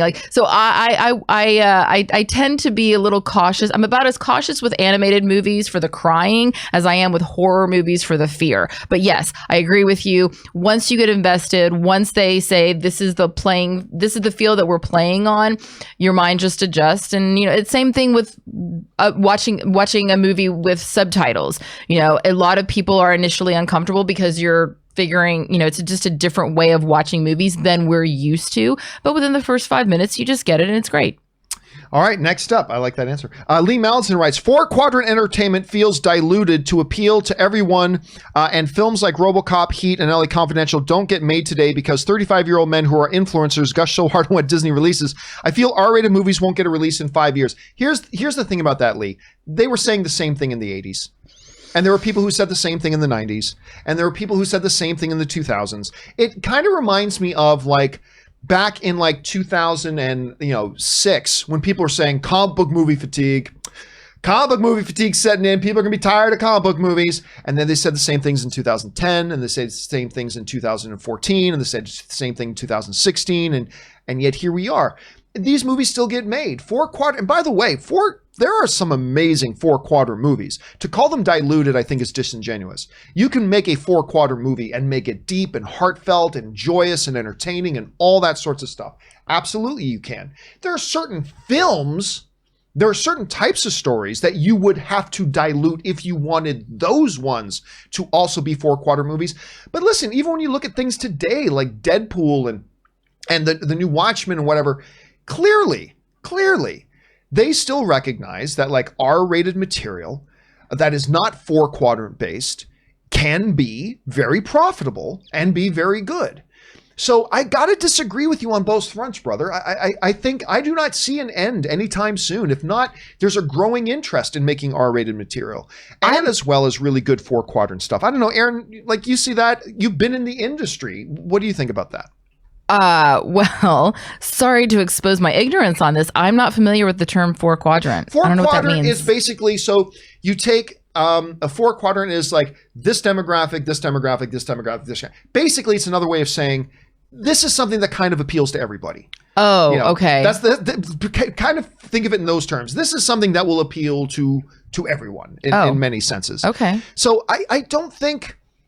We're always going to have those movies. We're also going to always have niche movies. You know, there are always going to be films that studios want to put out that will appeal to the masses. Oh, think about Christmas movies, Thanksgiving movies. They're usually movies that people they've done all the stats and they've checked all the numbers and they're like, this is a movie that should appeal to the majority of people, of the movie-going public. We're always going to have those. And you know, what is acceptable and what is okay to put in those movies, we may call it diluted, but we also have to remember that our society is an ever evolving process. You know, we as a society determine what is acceptable as we move forward. And the things that we saw in films in the 60s, some of those things are not acceptable these days for a wide audience. And that will continue to happen. But I don't necessarily think that's diluting. I think that's just becoming a little bit more socially conscious. Yeah. In storytelling. Listen, I just noticed we've gone overtime for you, Aaron. I know you got things you got to do. You and Joey Bishop. Yes, I'm going to get a COVID test. Oh. Not because I don't have any symptoms. I don't think that I'm sick, but because things are starting to open up and because my doctor informed me that tests are now more widely available, at least in Los Angeles, I was like, you know what? Now is a great time for me to just go ahead because who knows? There's a lot of people that are running around who are asymptomatic and I don't want to be one of them. Right. So if you don't see me on the show next week, it is because I am quarantining myself, but I'm hoping that I will not be. But I also wanted to see what the test is all about. So if you check me out on Instagram, which I think I was Robert Meyer Burnett earlier. Okay, I'm back to Aaron L. Cummings. If you check out my Instagram at Aaron L. Cummings, I will be live streaming my COVID test experience. So if you're wondering how bad that swab is going to be, I have a feeling it's not going to be that bad. I'll let you know in person. So check it out. That'll be around 11:45 Pacific Standard Time. And the camera overheated. Oh no! Sorry about that. Camera overheated again. But listen, Aaron, at least you were able to get your thing in there. Yes. Goodbye to you and Joey Bishop. Goodbye. And we will talk to you and Tom later. And yes, we will. We'll see you soon. All right. Thanks for that again. All right, guys, listen. We still have some time here, so let's keep right on flying through all your live questions. And thanks again to Aaron for being here. All right. I'm going to get a fan hooked up to that camera as well. Or I just got to keep the air conditioning on in here. So maybe I'll just stop being so goddamn hot. Or maybe you'll just stop being so hot, Aaron, heating up the room. All right. Next up, Alpha O writes, one's favorite has to be what they also think is the best movie. Otherwise, it'd be admitting objectiveness to movies. No, I don't agree with that. It gives you a mental break and you forget everything bad and negative. Oh, sorry. There was a skip. Sorry about that. Where was it again? Alpha. Oh, right. One's favorite movie has to be what they also think is the best movie. Otherwise, it'd be admitting objectiveness to movies. If they are truly subjective, like you suggest, and I agree, then saying I prefer this movie, but the other one is better makes no sense. No, I don't know that I agree, Alpha O, that it makes no sense because, again, the movies as art is just so subjective, right? Same metaphor. 10 people stand around a painting and they all see 10 different things. So 10 different things stand out to them or it hits them in different ways. That's what movies are as well. And so you can be a person like, I really enjoy this one, but for some reason I have an appreciation for that one a little bit more. It's a weird thing and it's hard to quantify. That's the big thing. You can't really quantify it. And that's what makes art so subjective. There's no quantifying it. So, I've been kind of struggling with that myself. I've been going back and forth on, like, is the movie you like the most truly the movie you think is the best? Or can you think one is one you like the most and a different one you think is the best? When, after all, at the end of the day, what are movies but experiential events? And if one gives you the best experience, whether it's an experience of thought or fear or laughter or excitement or chills or whatever, if that movie gives you the best experience, is that not then for you the best movie? And I don't know. I'm going back and forth on it myself. It's one we will be struggling with for the ages, Alpha. All right, next up, James Dean, the deceased actor, James Dean, who they've been saying is going to be, remember, they're still talking about using a CGI James Dean to be a star of a movie. I don't know. Anyway, hi, John. Sorry I'm late watching your show, but I was busy working and getting ready for a new role. I can't say what it is, but I think once you and your fans find out, it will be fantastic. Okay, James Dean. Anyway, love your show and your crew are awesome. Well, thank you so much. I'm not looking forward to seeing CGI James Dean, just to be clear, but I do appreciate the well wishes. All right. Corpipa writes, 1 of 3. I do agree with Rob from a certain point of view, but we are talking about Batman. Batman became the human embodiment of peak of humanity. John is right. When you agree to play this iconic character, certain things are expected for you to do. Rob says it's very hard to work out and take away your intellectual time. No. To be fair to Rob, I don't really think that's what he was saying.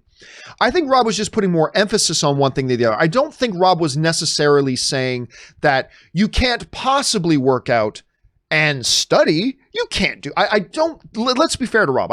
In Rob's defense, I don't think that's what he was saying personally. Anyway, no, it's actually the opposite. It gives you a mental break and you forget everything bad and negative in the same way when you go to the movies, isolated from the rest of the world. It only takes 45 to 60 minutes per workout and 3 to 4 times a week. Look what Kumail Nanjiani did. His own free will. He wanted to be more healthy and wanted to transform himself for his role in Eternals. Academy Award nominated writer. I rest my case.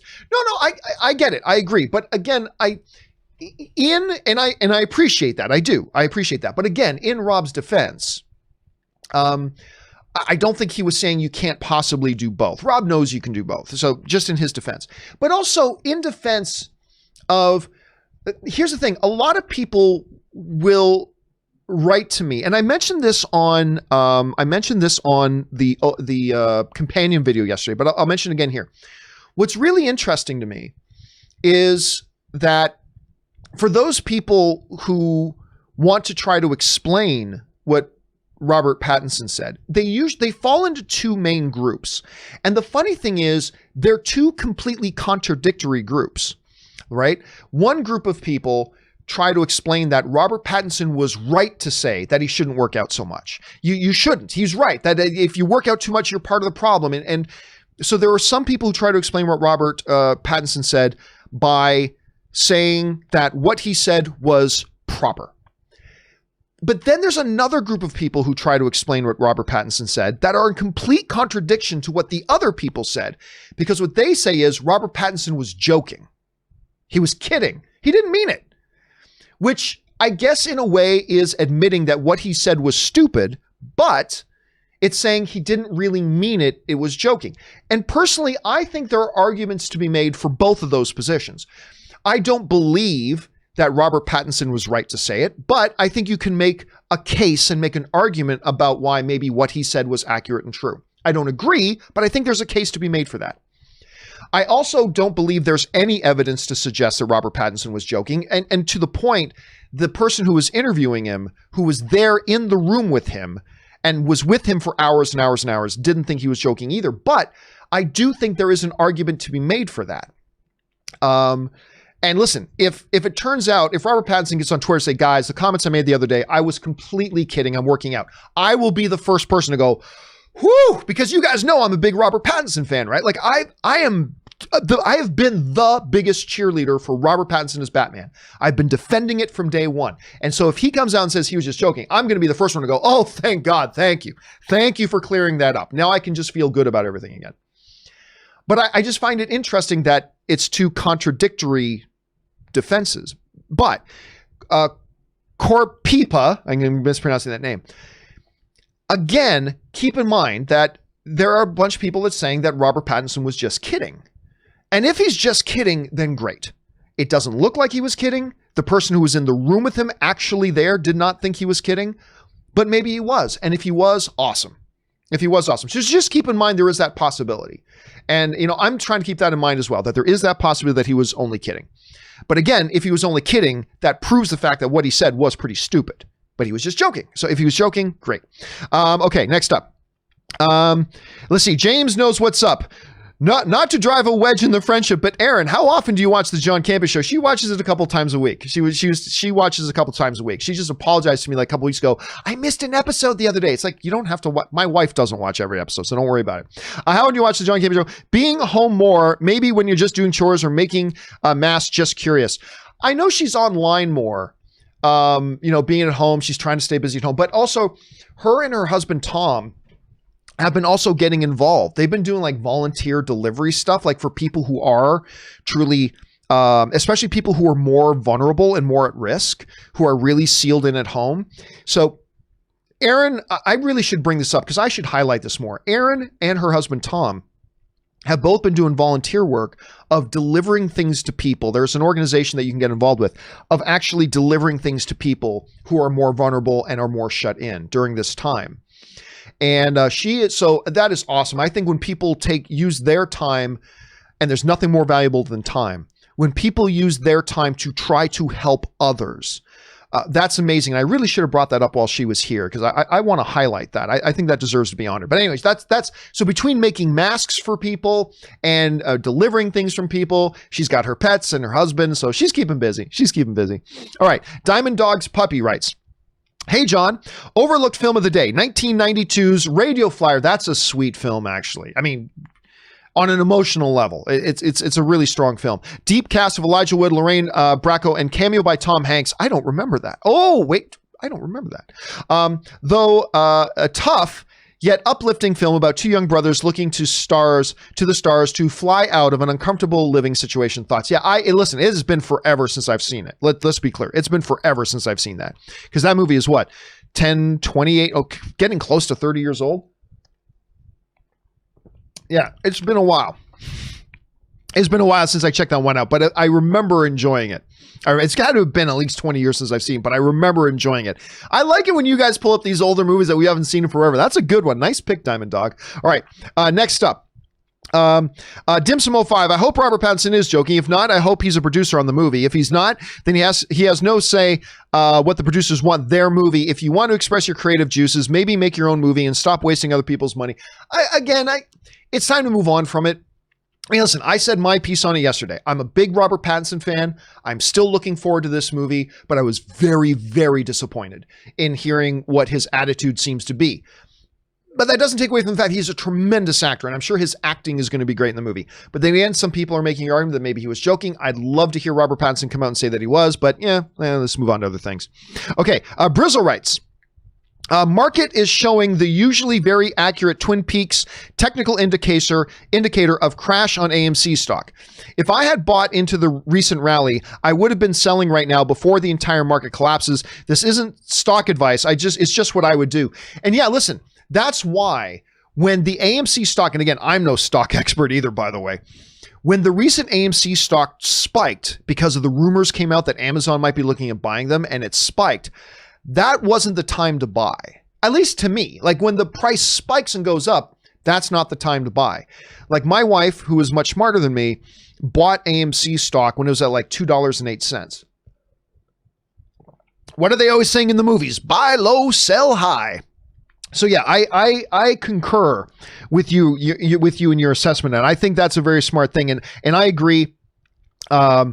So yeah, I'm with you on that. I think buying it once it spikes is the wrong time to buy. And so I haven't. If it drops down lower, I may buy it again because I anticipate, as a non-stock expert, I anticipate that if they get to the point where they're announcing AMC theaters reopening, I think you're going to see the stock spike again. But then again, what do I know? I mean, I'm no stock expert, but I'm thinking that's the way they may go. All right, next up, Johnny5 writes, regarding Pattinson, everyone wants to talk about the Pattinson thing. Harrison Ford is 77 years old and has been working out for years in anticipation for a fifth indie movie that probably won't even happen. When asked about the project, he said, "I'll be ready." I can't add much more. I think that's a good observation. I think that's true. And I mean, Harrison Ford's one of the best. But I still agree, man. I don't think we're going to get another indie movie. I hate being the skeptical one. I hate being the naysayer. But I just, as much as they keep talking about it, Steven Spielberg leaving the project. But Johnny's still a producer. I know, but he never does anything as a producer. I just believe it's not going to happen. I hope it does. But I'm just at the, I got to see it to believe it phase. You know what I mean? I just got to see it to believe it. Ryan Lohner writes, sample line from New Mutants. Man, I can't wait for The Last Jedi. Everybody's going to love it. Yeah, when you consider that they show, Aaron really put it in perspective, because I was talking about the fact that, this is a movie that was supposed to come out nearly, when it does come out, it was supposed to come out nearly 2.5 years ago. The trailer dropped over 3 years ago, but then Aaron put it even more into perspective that they were shooting this film 4+ years ago. And then Aaron brought up a really great point saying, I wonder how many cultural references are going to be in the movie now that we're well beyond the time of its cultural significance. It's a good point. It's a very good point. All right. Joe Mama writes, hey, John, I love the show and keep up the great work. Thank you so much, Joe. I appreciate that. I know we think Scorsese is crazy for his latest budget, but DreamWorks 2009 Monsters vs. Aliens budget was $175 million. How? Thanks, and bring on the filthy good, man. I didn't know that. And that was a movie, by the way, Monsters vs. Aliens was a charming little thing. You know, the woman who becomes a giant woman with all these aliens and monsters and blah, blah, blah.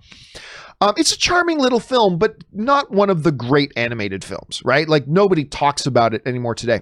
I never knew that movie cost $175 million. I never knew it cost that much. That being said, it does make kind of sense because listen, making a full featured CG animated film is very expensive. There are so many people involved. And so much technology involved and so much expense.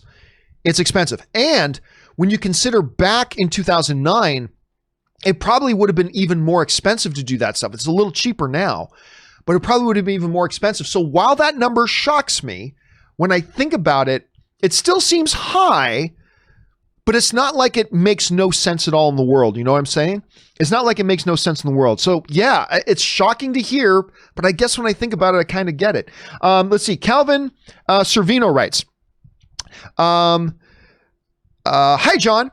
I want to compliment on the other guy's message yesterday about the Flash finale. Some of CBS's shows got its finales last week, and they adapted their script for the episode that was shooting to serve as a finale, abrupt but better than nothing. Yeah, and I did get around to watching the Flash finale. You know, somebody wrote in yesterday what Calvin is referring to.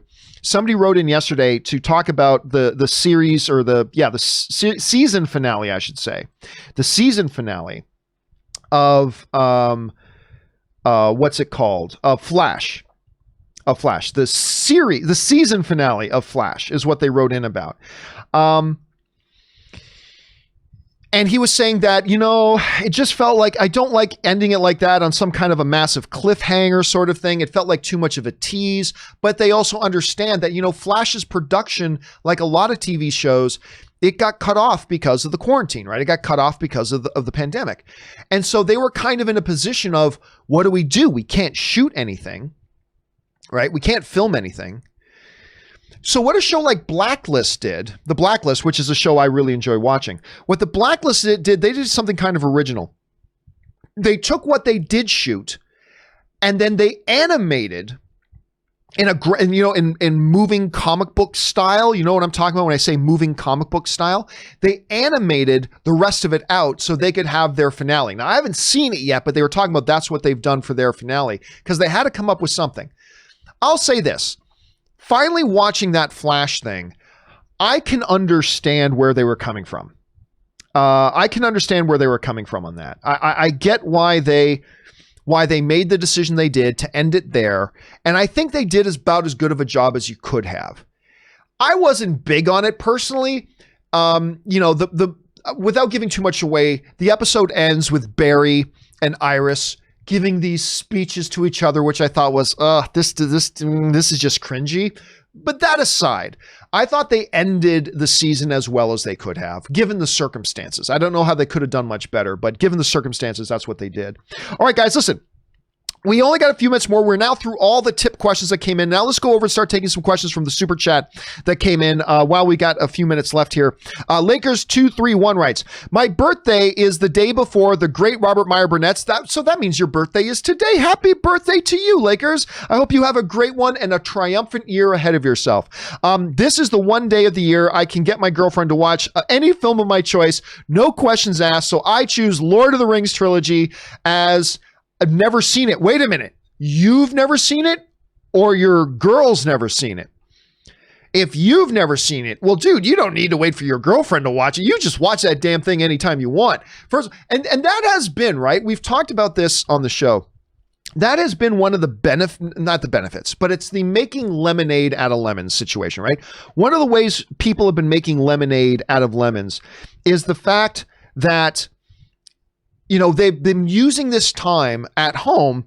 Hey, don't have a lot of else to do? Great. Got some time to get caught up on some great classic movies. And I have lost count of how many people have been writing in and saying, I watched The Godfather for the first time, which is amazing.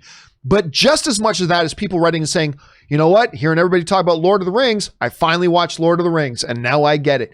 So that is one of the ways a lot of people are making lemonades out of lemons. Listen, by the way, once again, happy birthday to you, sir. I hope you have a great day and I hope you have a great year ahead of yourself, my friend. All right, next up, Orange Hand writes, does film subjectivity apply to visual effects quality?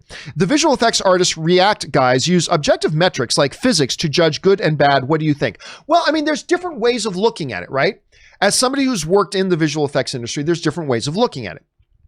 For instance, was that a beautiful visual effect? Well, that's a subjective opinion. That's a subjective opinion. However, what can be objective is what resolution was that done in? Was that character rigged properly?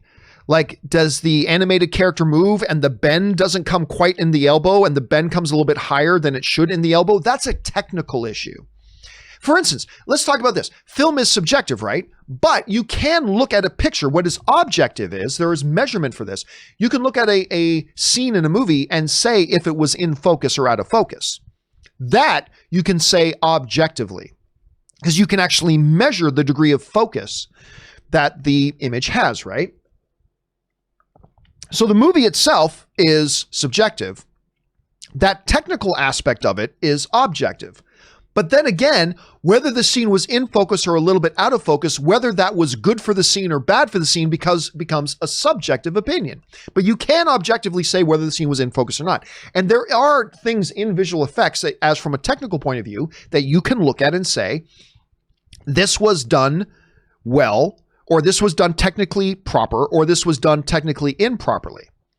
The results of it, about whether the mistakes or the accuracies made for a good viewing experience or not, is still a subjective thing, but there are technical elements in visual effects and other areas of filmmaking that can be looked at and measured as in an objective way. But as to what does that mean for the overall enjoyment of the film, that still becomes a subjective thing.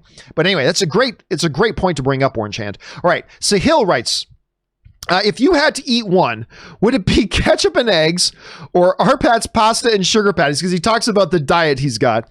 As for his workout comments, I think he's just being cheeky. He's being a cheeky Brit, and will be staying in shape to maintain continuity. I certainly hope so. Like I said, if it comes out that he was just joking, I will be the first person to go, whew. Like I'll be going, okay, thank God. That will be great to hear. It will be absolutely great to hear. All right. But as far as what would I eat? Listen, ketchup on eggs, I can't do it. And it's not even a flavor thing. Like, we joke around a lot about how I just get this reaction when I see people putting ketchup on eggs. Because I literally, it makes me almost vomit. Even seeing people eat ketchup on eggs, it almost makes me vomit. I don't know. There's something about the reaction I have to it. I can't explain it. It's this weird, quirky thing about me, but oh my God, the ketchup on eggs just feels like the most disgusting thing in the world. And I know a lot of people love it, and that's great. But yeah, for me, it's tough. Hugo S. writes, fanboys say Robert Pattinson was joking, but I'm not laughing. Again, here's hoping. Fingers crossed. Here's hoping. Chris Hunt writes, Michael B. Jordan got more jacked to be a lawyer in Just Mercy than Robert Pattinson is going to be in Batman, probably. Okay, yes, but it's not like Michael B. Jordan ever walks around out of shape, right? If you see Creed or you see him in Black Panther or you see him whatever, Michael B. Jordan generally walks around yoked, right? He generally walks around yoked. So in his defense, Michael B. Jordan always walks around looking like that. Alton7771 writes, when I want up the stairs, probably meant walked. When I walked up the stairs, I met a man who was not there. He was not there today. I wish he would go away. Spider-Man 3 is Spider-Man, stay at home. Just kidding. I'm not, listen, again, it's when people write in really obscure quotes, I'll get them. But then when they write in these quotes from movies I've seen a million times, I often freeze on them. So I'm not recognizing that one. I've seen so many memes and jokes about what they're going to do with Spider-Man 3. Like, I've seen lots of things say Spider-Man 3, like Home Alone or Stay at Home, given the current pandemic we're in, all that kind of stuff. But I saw somebody make a fake poster for a Spider-Man 3, and he didn't use the wording stay at home, but it might have been Spider-Man 3, safer at home, or something like that. And it was really quite funny. If you guys know the meme I'm talking about, you've got it, do me a favor and email it to me, because I'd like to get my hands on that. All right, last couple of questions today, guys, and then we got to wrap it up. Next one comes to us from the Wakandan Forever, who writes, better movie match, Thunder Lips or Bonesaw? Okay, so of course, Thunder Lips was from, I believe it's Rocky 3. I think Rocky 3 was Thunder Lips. And of course, Thunder Lips was played by Hulk Hogan. To people who didn't watch wrestling at the time, that was a lot of the people's in the world's first exposure to Hulk Hogan. And he played Thunder Lips, the ultimate man, no, the ultimate male versus the ultimate meatball. For some reason, he kept calling Rocky a meatball, and they had that exhibition fight match. That was great. And then, of course, Randy Macho Man Savage's Bonesaw in Spider-Man. I will say the better match was the Rocky one.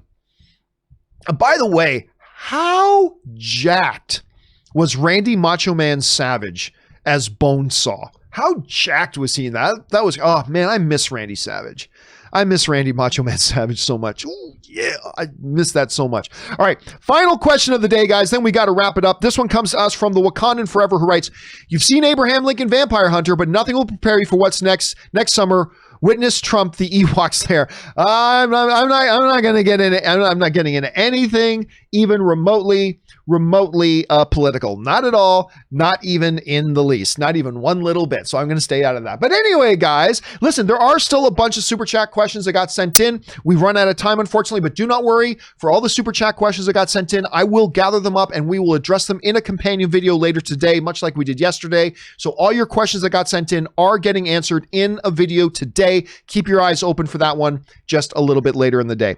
All right, guys, that will do it for today's installment of the John Campea Show. Thank you so much for being here, guys. I'm aware every day about what an honor it is that you would take a part of your day and spend it here with us in the film fan community. So thank you very, very much for that. Of course, thanks to Aaron Cummings for being here. A special thank you to all you guys who sent in the questions, not just because you gave us great fun things to talk about, but also because you supported the channel while we were doing it. And all of us here on the John Campea YouTube channel, thank you guys very, very much for that. Guys, please remember, do the four main things. Stay smart, stay safe, take care of yourselves, and most importantly, take care of the people around you, please, today. And then we'll all get through this thing sooner rather than later. Anyway, guys, that will do it for me for now. Thank you so much for being here. Oh, I almost forgot. Tomorrow, the John Campea Show will happen, but it will happen later in the day tomorrow because I have some exciting things going on that I can't talk about yet. And that's going to unfortunately take up my morning tomorrow. So the John Campea Show will probably be around 2 p.m. tomorrow afternoon. Just keep your eyes on the channel for when I post the event. And it's probably going to be around 2 o'clock tomorrow afternoon Pacific Standard Time instead of its regular 9 a.m. time.